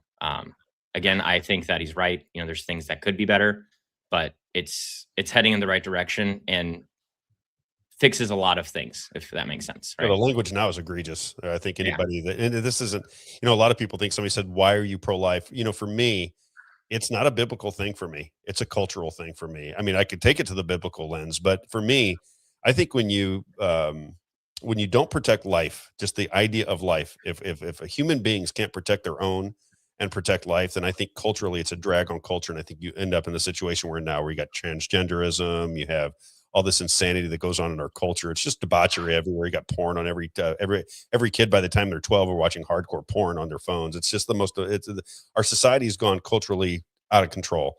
And I think that you have to put boundaries on society, or Sodom and Gomorrah, if you want to get biblical, right? You end up in these situations you shouldn't be in. And I think you have to protect our culture. And I think you have to protect our kids, and this is one way to do it. So that's where I'm coming from. Somebody said, Rob, or they were asking why you're pro-life. Do you want to just give where your background is on it? You talking about me or Isaiah? Me? You, Brian. I'm sorry. Yeah. So why am I pro-life, right? So for me, it doesn't even have to get biblical. We have the right to life. And where does that life start? Well, for me, it would be at conception. It could be argued that that's probably my Christian values coming out of me. But even if you want to take the heartbeat, because we consider somebody dead when their heart ceases to, or when it stops, maybe we can consider them alive when their heart begins. And so for me, we lost you there. How about now? There you go. Hear me now? Gotcha. Sorry about that. No worries. Dang, Mike. Anyways, so for me, regardless of where we create that, life is the first right that matters, because if we can't protect life at the very minimum as a government, then the rest of our rights don't matter. And so that's why I'm 100% pro-life. I am actually anti-death penalty as well, for the same reason. I don't think the government should be able to come in and allow for the murder of anybody before their natural conception to their natural death. And that's kind of my position on it. I think it's a consistent position. I think it's one of the only consistent positions is from conception to death. I'm on the same camp. Natural. I'm pro-life and I'm anti-death penalty. So we're on the same page with that. Exactly. Brian, thanks. And I do think for me, like similar to you, I see both sides of the argument. I do not think anything less of anybody who's going to vote no on 3 because they have strong convictions of not wanting to have exceptions in the Constitution. Like, I understand that argument. we can agree, or we can disagree, and that's okay. We just have to be willing to have the conversation without hating each other and without slinging mud everywhere. Similar to Amendment 5, I mean, my goodness, you see what it's done to the conservative movement. It's one of the biggest rips I've ever seen. So, I come from, I look at politics differently. It's not my life. It's a passion.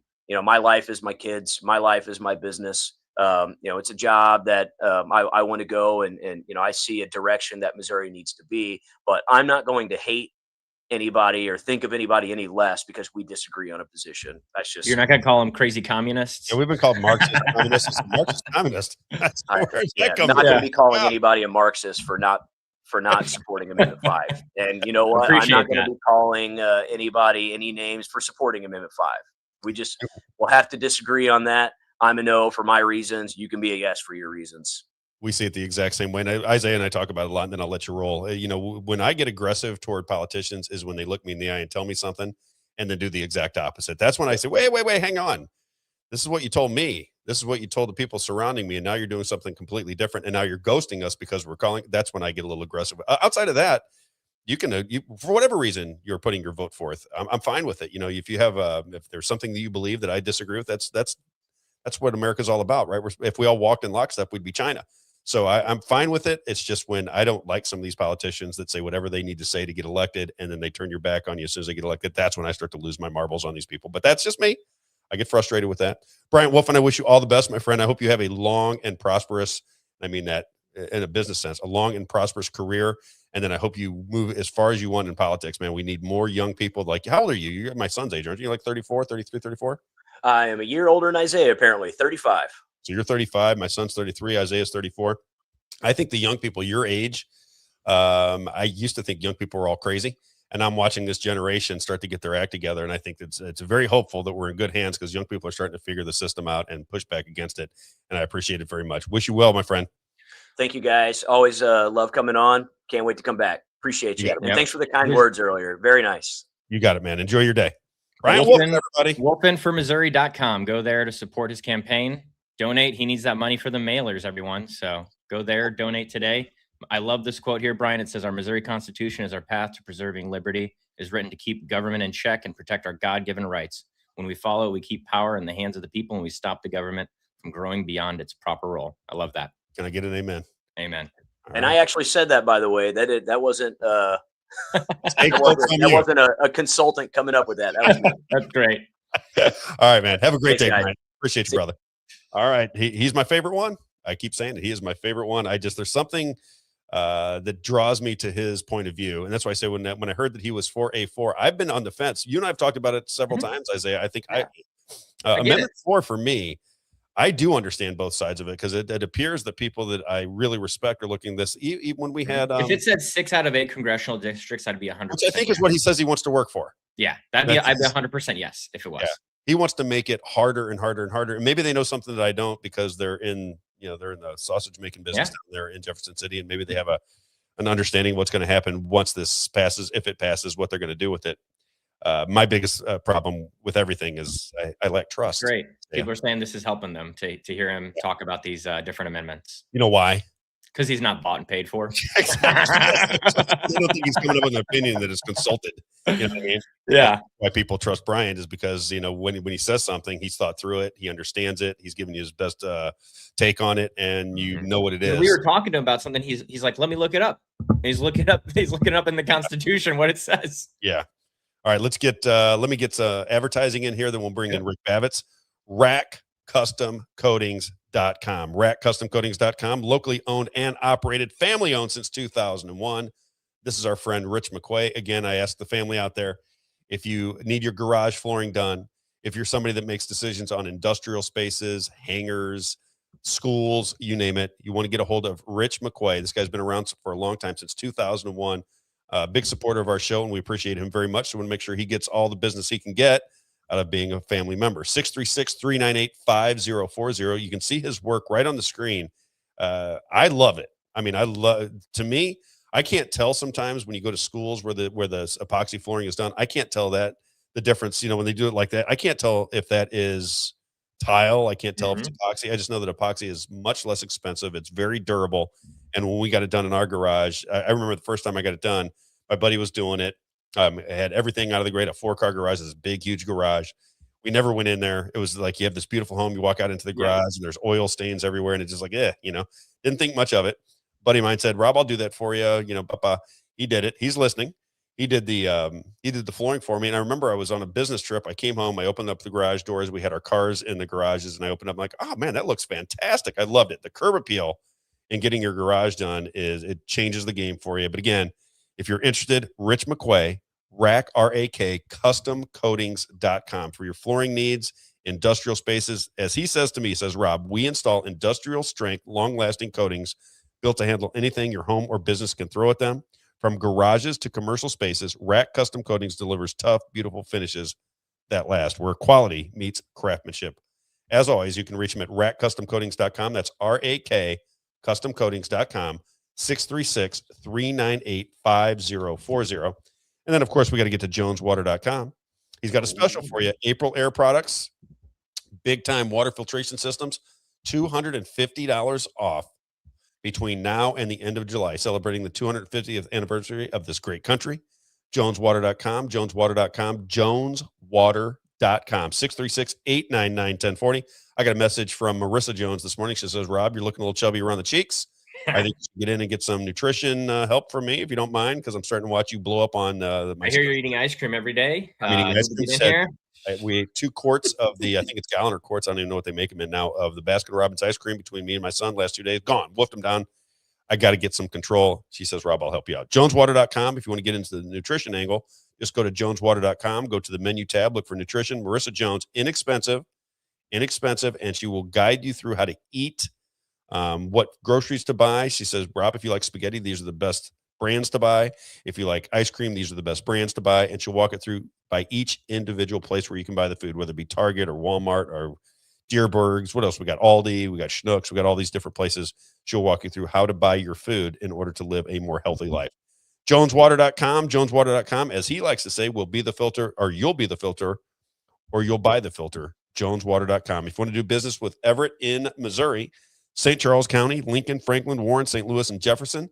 If you go to the east side, Madison, Monroe, Jersey, and St. Clair. joneswater.com, joneswater.com, joneswater.com, 636-899-1040. Let's bring in Rick Babbitt, who was supposed to be on vacation, but he said, you know what? I love the show so much. I love being on with you guys so much that I'm not going to take this vacation because I don't want to miss my Tuesdays on the Rob Carter Show. What's on, Rick? How you doing, buddy? Well, I think that is. We got to get your volume up. Your volume's a mess. Oh, is it on your headset? No. Is it connected to your headset? I hooked it up. Hold on. There we are.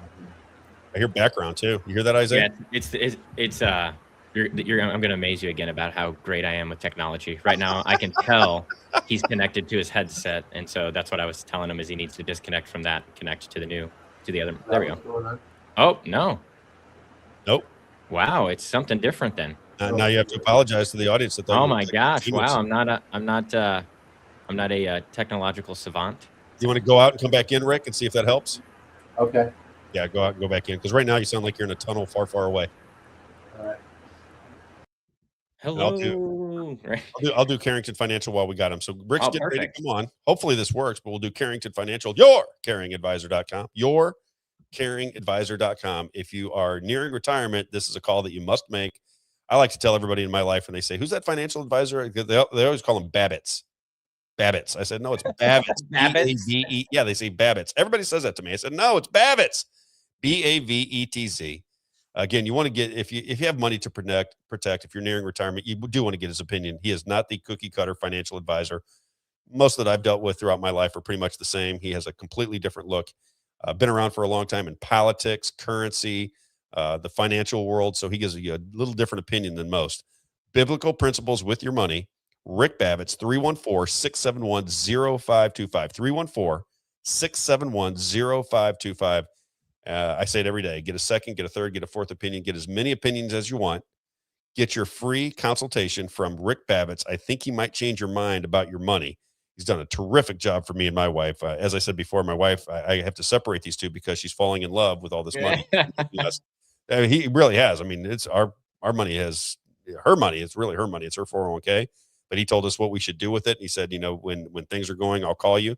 He's only made 2 phone calls, but both time he called us, we changed our portfolio around, and it worked way to our benefit. My wife has been amazed by it. DoorCaringAdvisor.com. Had we went with Rick Babbitt's maybe 2 or 3 years ago, Isaiah, I can't even tell you how much money we might have made. I mean, it would really change the game for us. So make that phone call. Rick Babbitt's, YourCaringAdvisor.com, 314-671-0525. Did we get him back? Not yet. I was going to say, my wife actually, she might ask a question today to him because she just found an IRA that I didn't know I had that has $500, just $500 in it, I guess, that I never knew that I had. She found it. So, you know what's funny about that? I got a funny story just when you said that. Yeah. So a guy knocked on my door. I was about 23, 24 years old. And he was basically knocking on doors, selling door-to-door IRAs. And he talked me into it. I think it was high pressure deal. There she is. Yeah. High pressure deal. And I said, okay, I'm going to do this. So I started putting money into this IRA, and I paid on it for, now wasn't even that old. I might've been like 21 years old actually. And I put money into this IRA, and I kept paying on it for about 4 or 5 years. And then money got tight at one particular time in life. And I quit paying the premium on it because I'm an idiot. Had I just converted it or something, it would have been smarter, but I paid all that money for all that time. And I was too young to recognize if I stopped paying on it. It was like a bill that I quit paying. I lost all the money. I think I was paying like $30 a month back in those days to have this IRA, and I lost all the money. Yeah. Yeah. I have I don't know what, I have a couple different things going on. I have no idea. Just worked with these tech companies, and they're really good at like helping you get this stuff set up. And she just found another one. She's like, oh my gosh, I can't believe, this just randomly came in the mail, and there's random money here. I said, hey, we got to ask Rick Babbitt's how we should invest that. She said it's been losing money because we haven't invested it when she went and looked at it. So she's like, we got to invest it in something. So gotcha. Well, as we wait, what do you think of Bryant Wolfen? Man, love him. I'm going to talk to him because I don't know. I don't, I think that God has different plans. We make plans, God laughs, right? That's what people say. Yep. And I said right away when I was becoming an alderman, it's like, I'm not going to become a representative. I'm not going to become a senator. My wife has always joked. It's literally been a joke with her. She's going to be married to the state senator. It's been a joke that she's made with me for a long time. And, but I just want to talk to him about how could I become a representative without, maybe without this. You want to be House or do you want to be an, I think House. Yeah. House rep. Yeah. And I think, but I have to figure out how to do without the support of a Republican Central Committee. And so that's going to be. I don't like you down there. Well, I mean, currently, yes, definitely they don't. I mean, is it me? Is it me? Fred likes me. He likes me, but Roger doesn't like me.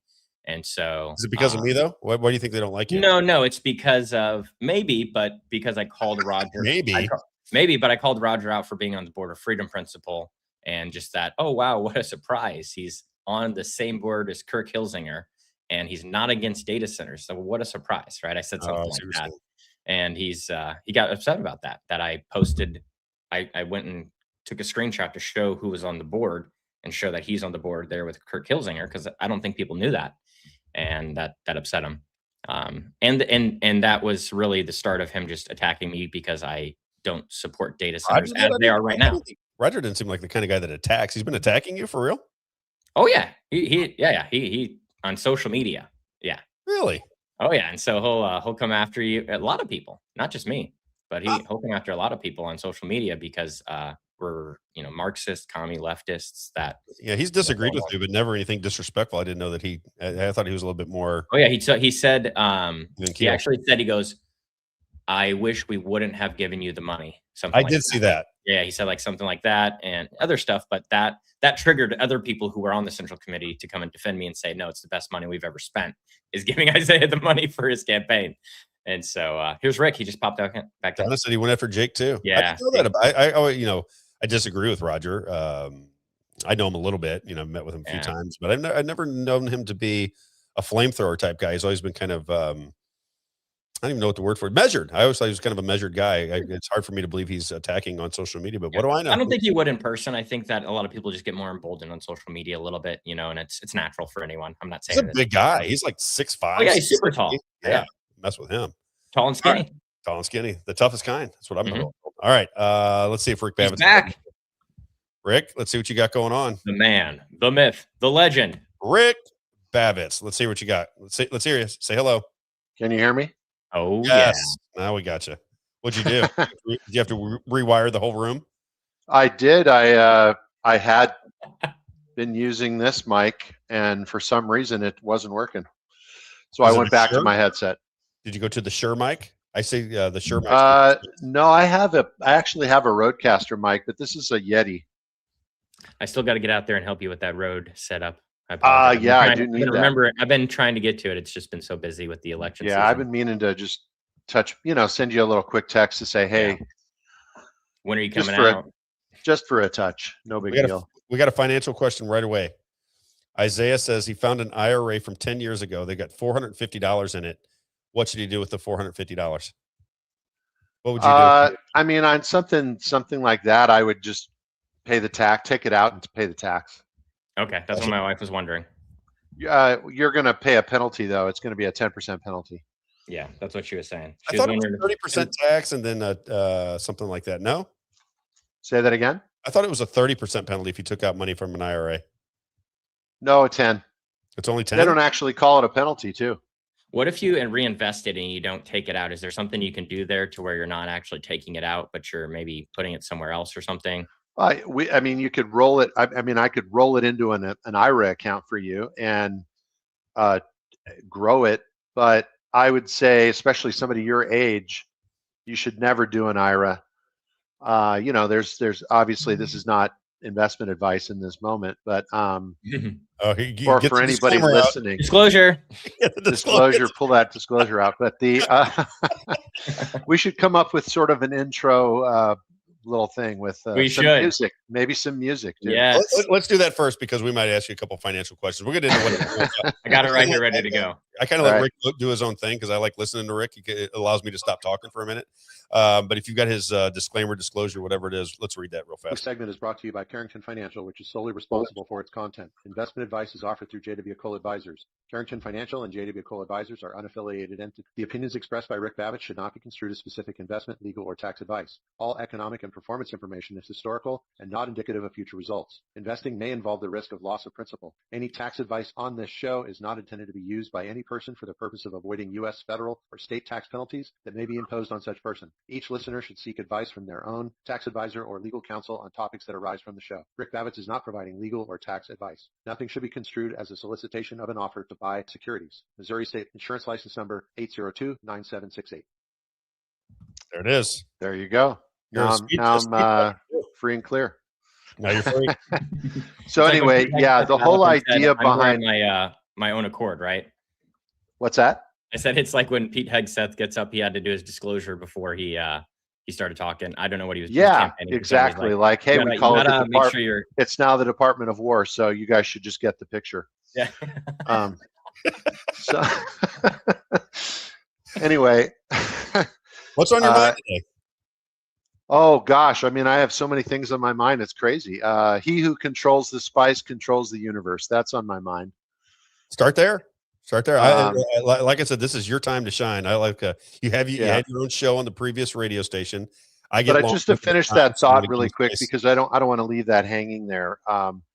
For people to understand that with taxes or deferring your taxes into the future, the whole point that was set up by the IRS. They were promoting that idea. They were promoting the idea. Let me just ask Isaiah, but I think it applies to anybody listening. You can chime in here, Rob. Do you want to make more money next year or less money? Oh, definitely more. I'm a more. You're a more. Do you want your, let's say, anybody that you know and care about, do you want them to make more money next year or less money? More. So did your parents want you guys to do better than they did? Yes. Yep. Pretty much, right? Even if they were terrible parents, they probably still in the back of their mind had some idea that I want my kids to be better or do better than me, right? Correct. Mm-hmm. It's very natural. That's a natural human instinct. And here the IRS is telling people, put money in your 401k because you're going to make less money in the future. Oh, I see what you're saying. So if you're planning to make more, but the IRS is telling you to put the money in there because of that principal reason, they've just got you working against your own best interests, right? And if you were to walk down the street and ask people about their 401ks and IRAs, why are you putting money in that?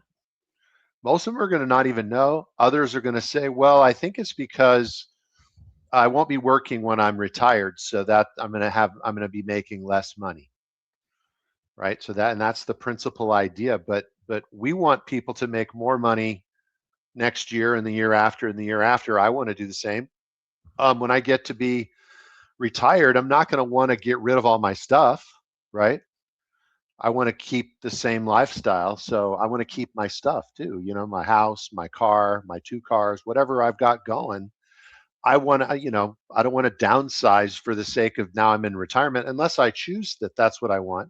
Like, hey, it's not a functional way to be. And the only other way that it could benefit you to defer the taxes in the future is if taxes are lower in the future. So does anybody on the show, or any of our people here, or anybody listening, think that taxes are going to be lower in the future?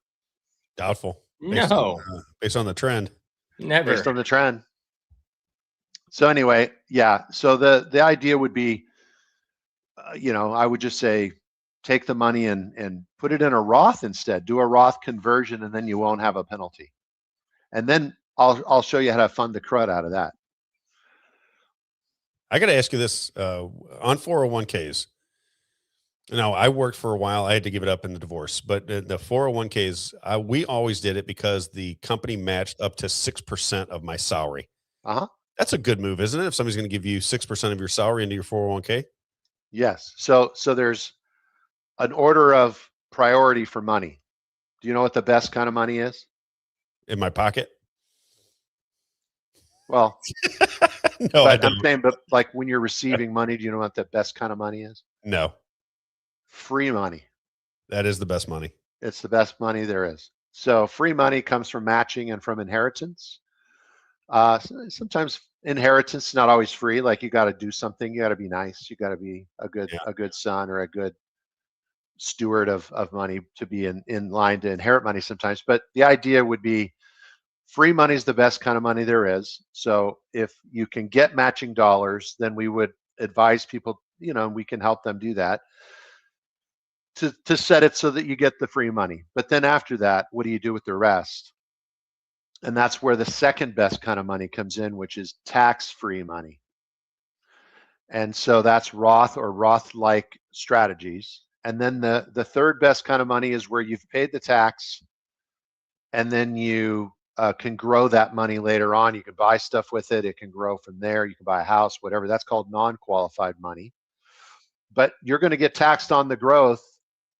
But the difference is when you die, whoever inherits that money gets a step up in basis, they call it, where they don't pay tax on all that growth if you leave it to someone else. And then the worst kind of money is the tax deferred money. And the fourth one on the list is tax deferred money. So can I ask you about Social Security? Sure.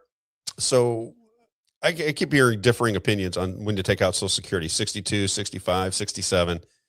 Is that just based on your lifestyle at that particular point in time as to whether you should take out money? Because obviously you get less if you take it out early. You get a little bit more if you wait a little bit longer. How do you look at just when you're advising people on when to take out their Social Security? How do you look at it? Well, it's like I look at pretty much anything related to finance. I will calculate all of the different ways to do something, and then I'll present this to the person where I'm showing this to, or mentoring or advising or whatever. And I will basically say, what does this look like to you?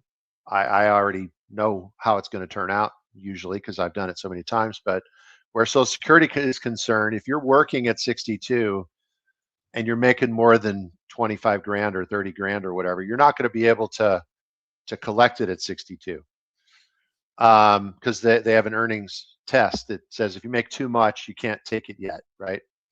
But if you were to just say, you're retired at 62 and you don't have any earned income, a lot of people are being told, and if you go on the internet, it's 90% you should wait until 67 is what the general consensus is. What do we think generally about the general consensus? Right, they're usually wrong.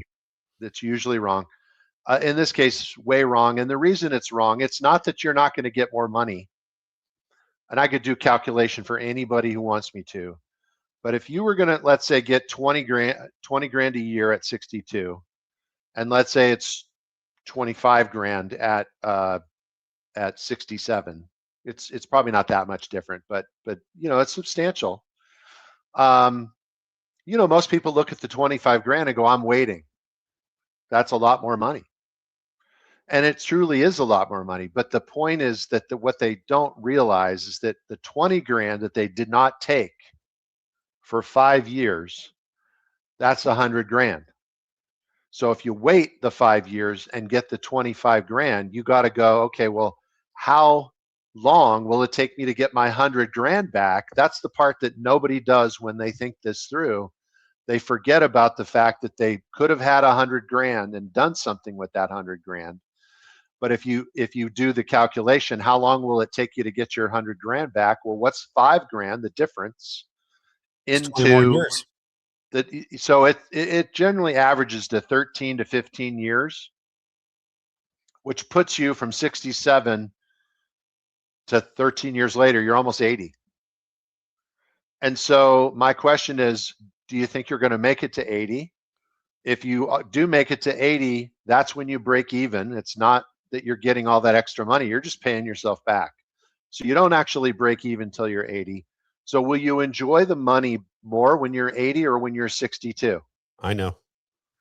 And so there's just no reasonable, logical way to go through that and not come to the conclusion, I should take the money as soon as I can get it, because the money is in your hands and you get to do stuff with it. It's called lost opportunity cost.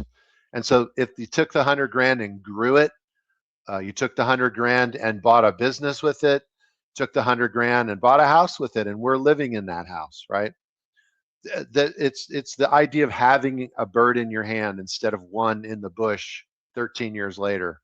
What about the caps that you're talking about? Because this is something that I think that we should address the government with, because it doesn't make any sense to me. If I'm owed through Social Security because I paid a F-ton, an F-ton, that's not a pickup truck. That's how much I paid in taxes throughout my life. So when I get, and I'm talking about all kinds of Social Security tax, every kind of tax. So when I get to 62 and I want my money back, as I understand, I can't, if I'm making a grand a year, I can't take this Social Security. You got to wait till you're 67. Why? How does that make any sense to anybody? If they would pay me if I don't work, but if I do work, I can't get the money. How does that make how do like politicians even make sense of that? Well, I don't know that politicians make sense in general. I don't think that they know what making sense feels like or looks like. That's a scheme that can't be beneficial to the public, and that's what I think the government is supposed to do. Why would they care how much money I make? What does that got to do with the time of day? If that's my money, I mean, I think too. Maybe I think it's in general. It's an awareness thing, or people haven't really been taught. Social Security is an insurance policy. Okay, so when you file for you're filing a claim, right? And so insurance policies don't pay out for everybody. And I'm not defending Social Security or being against it. I've paid into it like everybody else, but it is for the people who need it versus, so if you're working, and I mean, part of it too is the mismanagement. There's been various places, especially in the middle 80s, there was a transfer of liability off of large corporations, off of government, onto the backs of workers, which big surprise. But when people understand it a little better, they realize that Social Security wasn't designed for this transfer of liability to happen, but you were getting an 80% pension from the federal government and from a lot of the large corporations, a very sizable pension. And then the government started realizing that people were living longer. So they started to offload their own pension liability onto the back of the employee by cutting the pension from 80 down to 30. So instead of 80%, you were only going to get about 30% of your money when you retired on the new pension.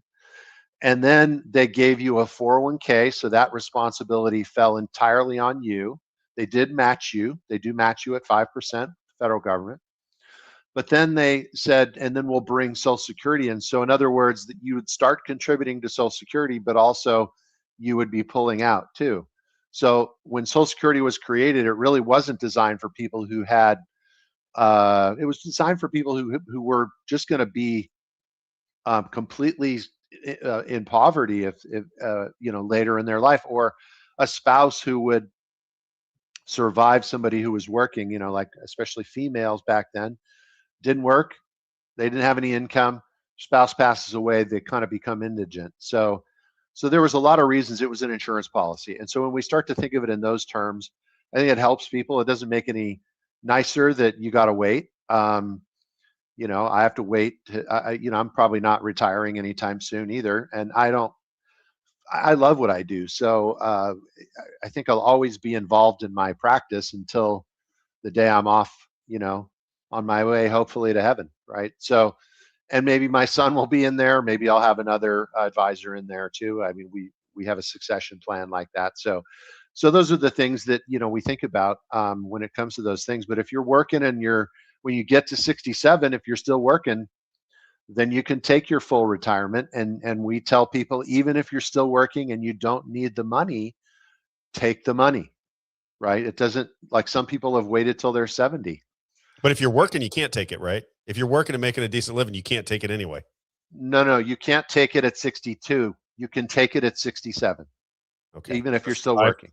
So if I continue to work and I make a decent living, I really can't take my Social Security money until 67.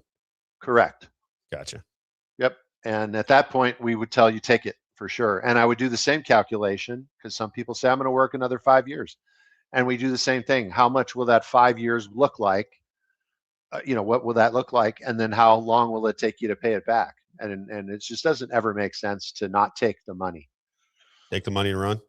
I got a question for you. If we were to get rid of Social Security tomorrow, like for example, I'm growing up, I get into the workforce, say I get through college, I'm 23 years old, I start working, and I have the determination as to whether I want to pay Social Security tax, or I can opt out, which means I'm not going to get Social Security. I can opt out. Do you think it's a better deal? Because I think don't you pay like, seems to me like I was paying $600 or $700 a month in Social Security tax up until like $100,000 or $110,000. Does that sound about right? Yeah, it changes over time, but yeah, there's a cutoff over a certain amount. Right. So as I remember it, right around June or July, I didn't have to pay Social Security tax anymore. It was a big jump in my pay. I'm like, well, that'd be nice if I could just take that. If they're taking $600 or $700 a month out of my paycheck for Social Security, how would it look if I took that $600 or $700 and put it into the stock market, or put it into gold, or put it into anything that I wanted to put it into for my own future to protect myself and my family? I don't have that option, but have you done the calculation to determine whether that would be better for the individual citizen to be able to take that money that they're paying in Social Security taxes and put it into whatever they want to put it in? And like, I give it to Rick Babich from the time I'm 25 until I'm 62 or 67 years old, and I let you invest the money I'm going into Social Security. Have people done calculations as to whether that's good or bad based on income? I'm sure they have. I haven't personally done that calculation, but now that you've brought it up, I will for another show, and I'll show you the difference. But I can tell you, if you start, like I started working when I was 14, right? And I haven't not worked since. And so when you think about all the money that I've put into Social Security, it's enormous. And if you're that person, I mean, it's not $700 when you're young. It just depends on what. It's your income, right? It's based on your income and all of that. And so, as you get older, it actually increases. But the idea would be, yeah, if you have the time is really what's the most important thing. Like for somebody Isaiah's age, as an example, or even younger, I have clients that come to me, and then I start working with them. And as a matter of fact, I have one client who's given me a referral to their two kids. One was the first, it was her daughter, and she started working with me when she was 20. And she now has $500,000. Now she's extremely focused on saving money. She's 27 now, and her little brother just called me like a week or two ago, and I started talking to him. He's just starting out. He just finished graduate school, and he's like got $1,000 to start with.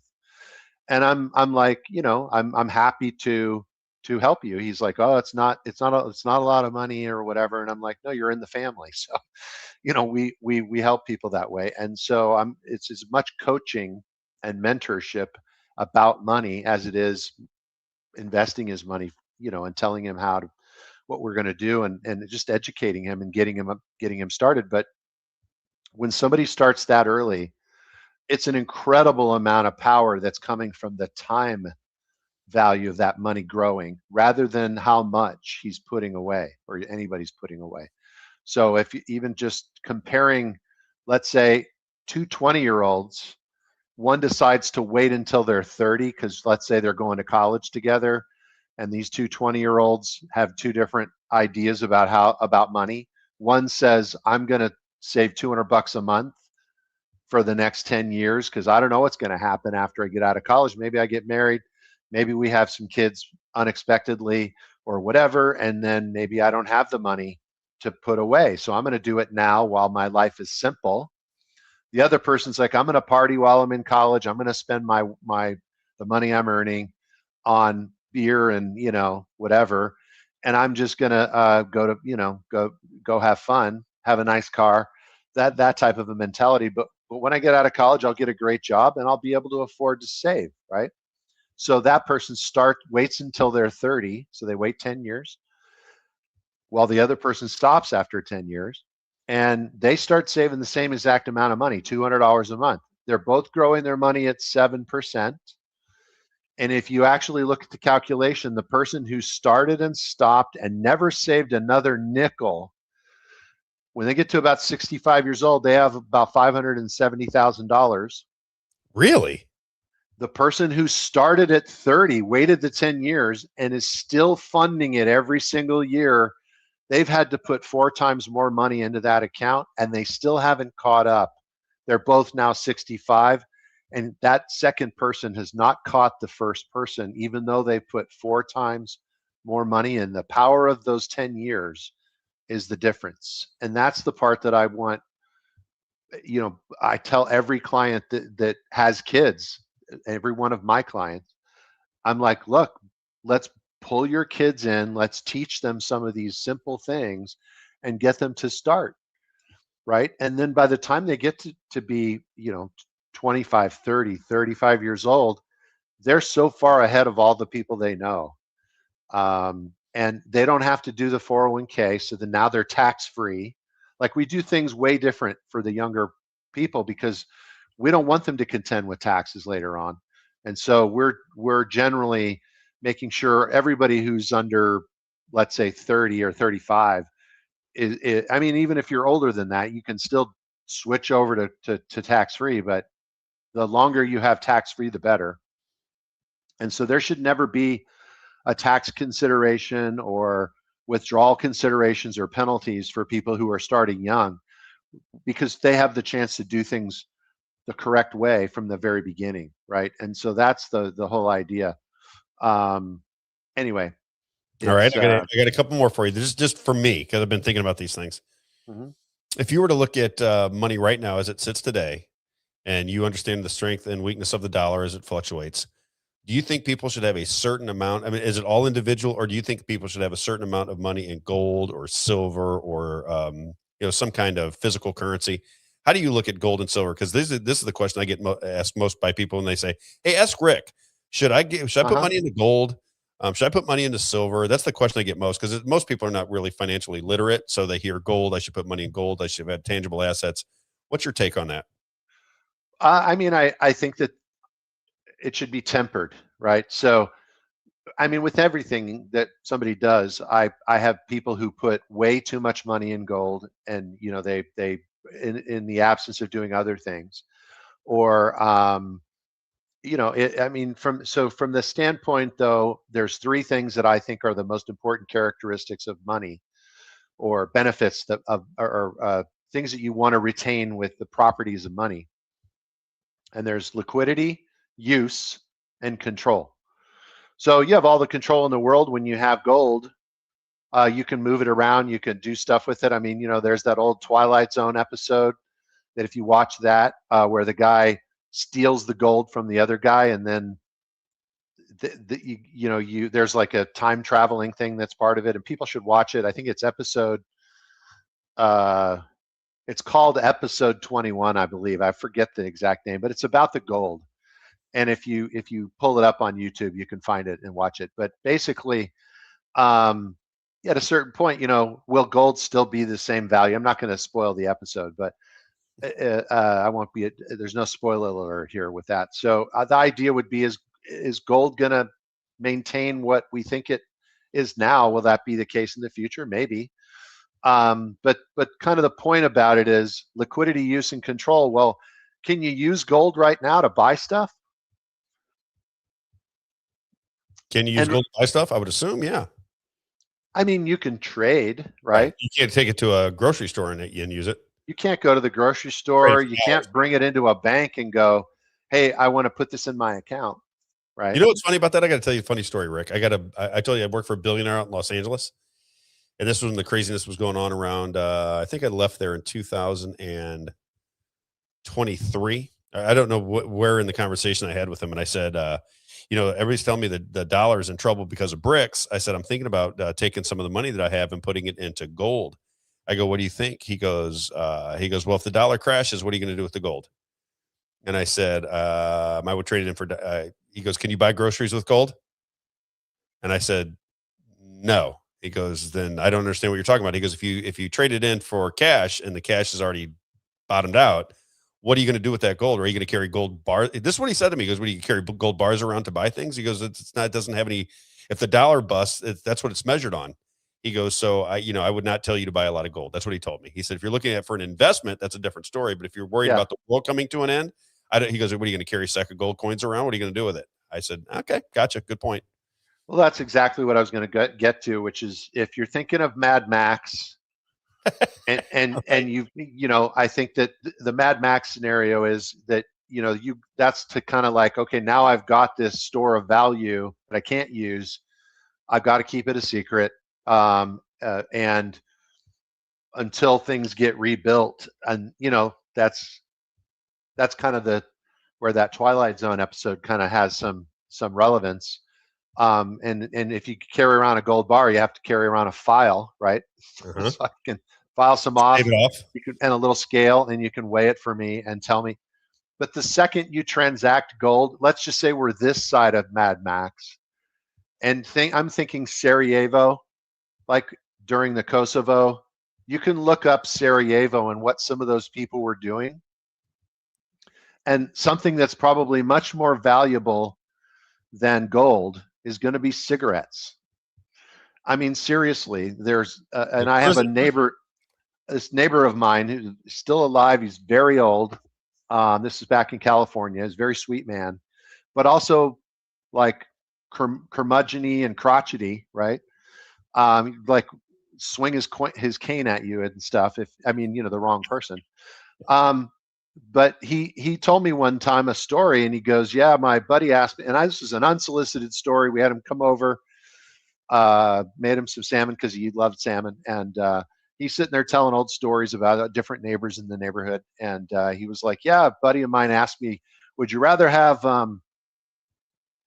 gold or ammunition? And he goes, brass and lead? And he goes, yeah. He goes, I'd rather have the brass and lead. Really? More than gold? And he goes, yeah. And he goes, well, why? And he goes, because if you have the gold and I have the brass and lead, I'll take who do you think's going to own your gold? Right? And that's what Sarajevo, like, think about it. And just for a second, as soon as you transact up anything with somebody in those scenarios, this side of Mad Max, now you're a marked person, and they're going to follow you home, and they're going to make sure that they tell you where your gold is kept, right? So you can't really, there's not any utility. That's really the use, right? So liquidity, none, utility, none, and then you have control, but it's also very heavy, right? So there are other things. Cigarettes, just buy like a big semi trailer full of cigarettes and put it in a container and bury it in your on your farm somewhere. And then when things go bad, trade your cigarettes for bullets, and people will do anything for cigarettes. Isn't that So odd? I'm just using an example, right? Yeah, I get you. That makes But sense. that's what that was a very high commodity in Sarajevo during the late 90s. And what about the Weimar Republic? Same thing when the cash went to nothing. I don't know about but yeah, it was commodities, right? So gold is a commodity, but it doesn't serve the you got to have something to trade for something of value like food. You could trade bullets for food, right? You could trade a handful of cartridges for food. That's why you got to grow your own food. I got to get Jim Gale back on the show. I got another question before I forget. And then I want to have you back on because I know you want to talk about stuff today. And Isaiah and I are going out to Moe's Pizza. So are you leaving out of town so we can have you on later on this week to talk about what you wanted to talk about? I'm leaving to come to St. Louis, and I'm spending the week up in St. Louis. Okay, so we're going to have lunch. Definitely, you and I will have a chance to have lunch again, maybe. Okay, let's have you talk about what you want to talk about when I give you time. I didn't think you'd have enough time today because I want to get Bryant Wolfen on because everybody's making their decisions. The polls are open. What day do you want me to be on? I'm thinking Thursday is probably the best day. Thursday at 11. See. Yeah, I mean, I could be on Thursday, I think. Yeah, let's plan Thursday at 11. And then I got this question for you too. This is the Rob Carter needs his financial advice. So I forgot that I have a pension coming. I worked at a shoe company out in Massachusetts, and I have a pension coming, and it's like $700 a month when I turn whatever age. I don't even really know much about it. I completely forgot about it till recently. My ex-wife would like that money as well, and I forgot that I even had it. So I got to find out, is it better to have $600 or $700 a month? No, it's $800 a month. It's $800 a month when I turn whatever age. It's probably 62, 65, I'm guessing. I don't even know the age. Let's say it's 65. Is it better to take the $800 a month when you turn 65, or they offered me $50,000 in cash like today? What is the smartest thing to do? Is it to take the cash or to take the pension when you turn 65? How would you look at it?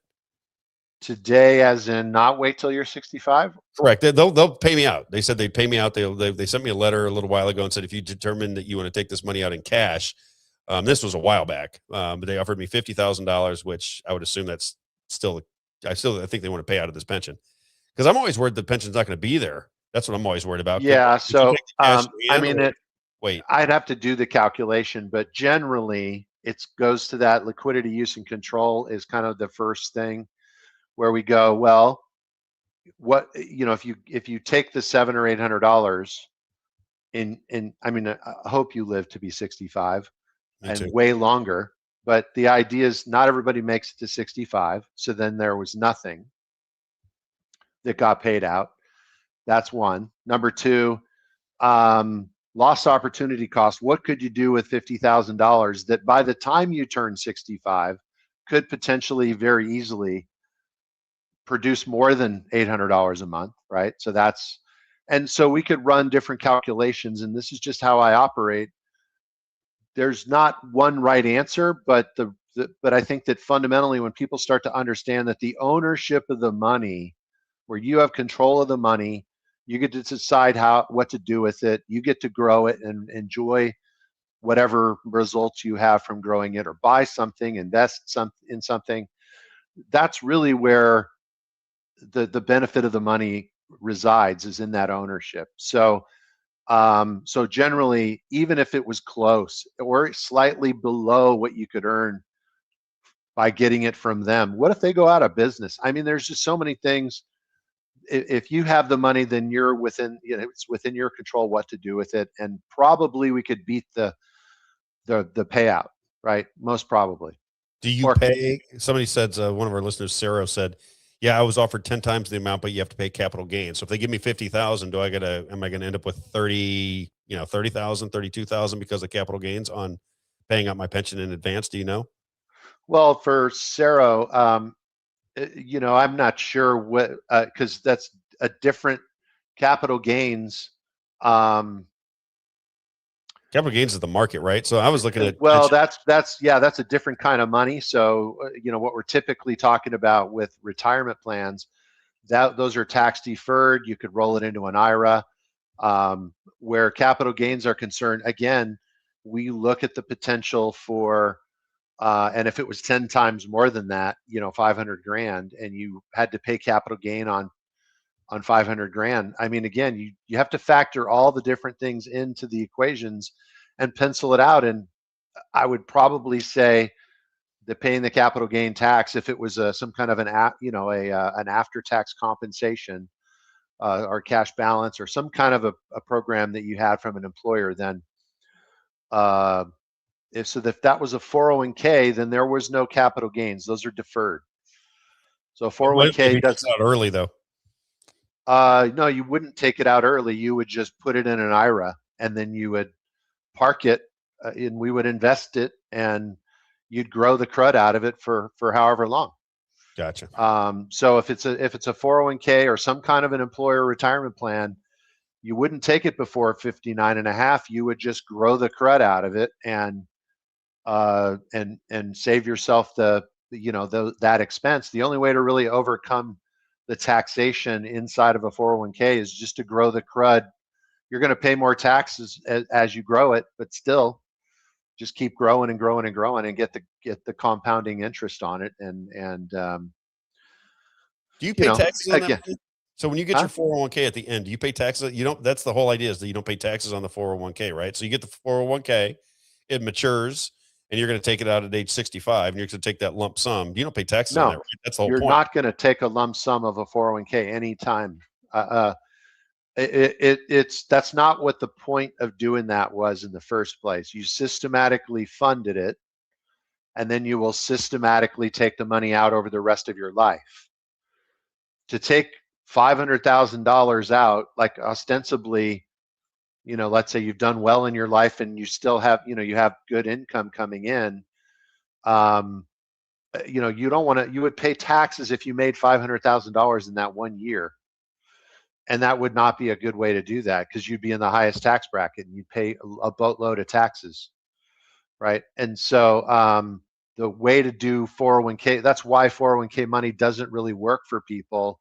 It doesn't have the liquidity that they generally would like at any point in time, but particularly before you're 60, you're going to pay penalties on top of the taxes. If you wait until after you're 60 and you take out all that money, you're going to pay a boatload of taxes on that money right at that time. So no, you take it out just like a certain amount every year or every month to fund your retirement, along with your Social Security and along with some other, let's say, a pension, if you have one.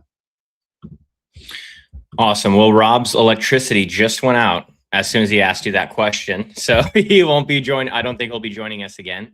But I think it's good. That was a great question to leave it off on. And you guys, anyway. I think you guys have to pop off anyway, because we're going to Moe's. We're going to do some man on the street interviews with people. We're going to be asking them about amendments, what they think about them. Moe's, just correct me if I'm wrong, but isn't Moe's the only place to eat? Oh, it's the only place to eat. It's the landmark in Washington, Missouri, Moe's Pizza. Get there. Yeah, so we're heading out there, and we're going to be doing some man on the street interviews with people. Oh, Rob's calling me. Hey, Robb, we're wrapping it up. I'll give you a call here in a minute.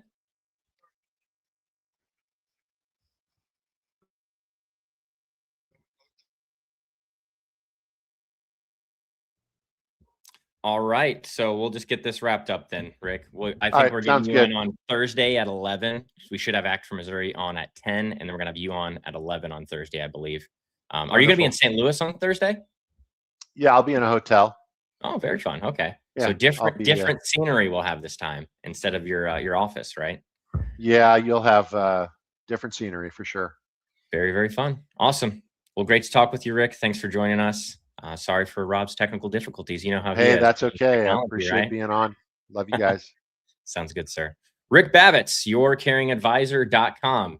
Head over there, yourcaringadvisor.com. I always get the phone number wrong. I got this phone number, 805-777-7799. I think I got to get the new phone number. But as we were talking about earlier, get to Moe's Pizza in Washington, Missouri. Robb and I will be out there today at 2 o'clock. Would love to see you there. I think Rob said we're even going to be buying some food for folks out there at Moe's. So get out there. We're going to be doing some man on the street interviews. We'll have the microphones, cameras, everything to talk to you about the amendments. I think specifically 4 and 5, but if you want to talk about Amendment 3, we're happy to talk about that as well. And don't forget, you can order on DoorDash at Moe's Pizza, a landmark in Washington, Missouri. Moe's Pizza, get there. Thanks everyone for joining us today. Sorry that we had Rob experience some technical difficulties, but we'll get it shut down and we'll see you tomorrow at 9 a.m. on the Rob Carter Show. Thanks everyone.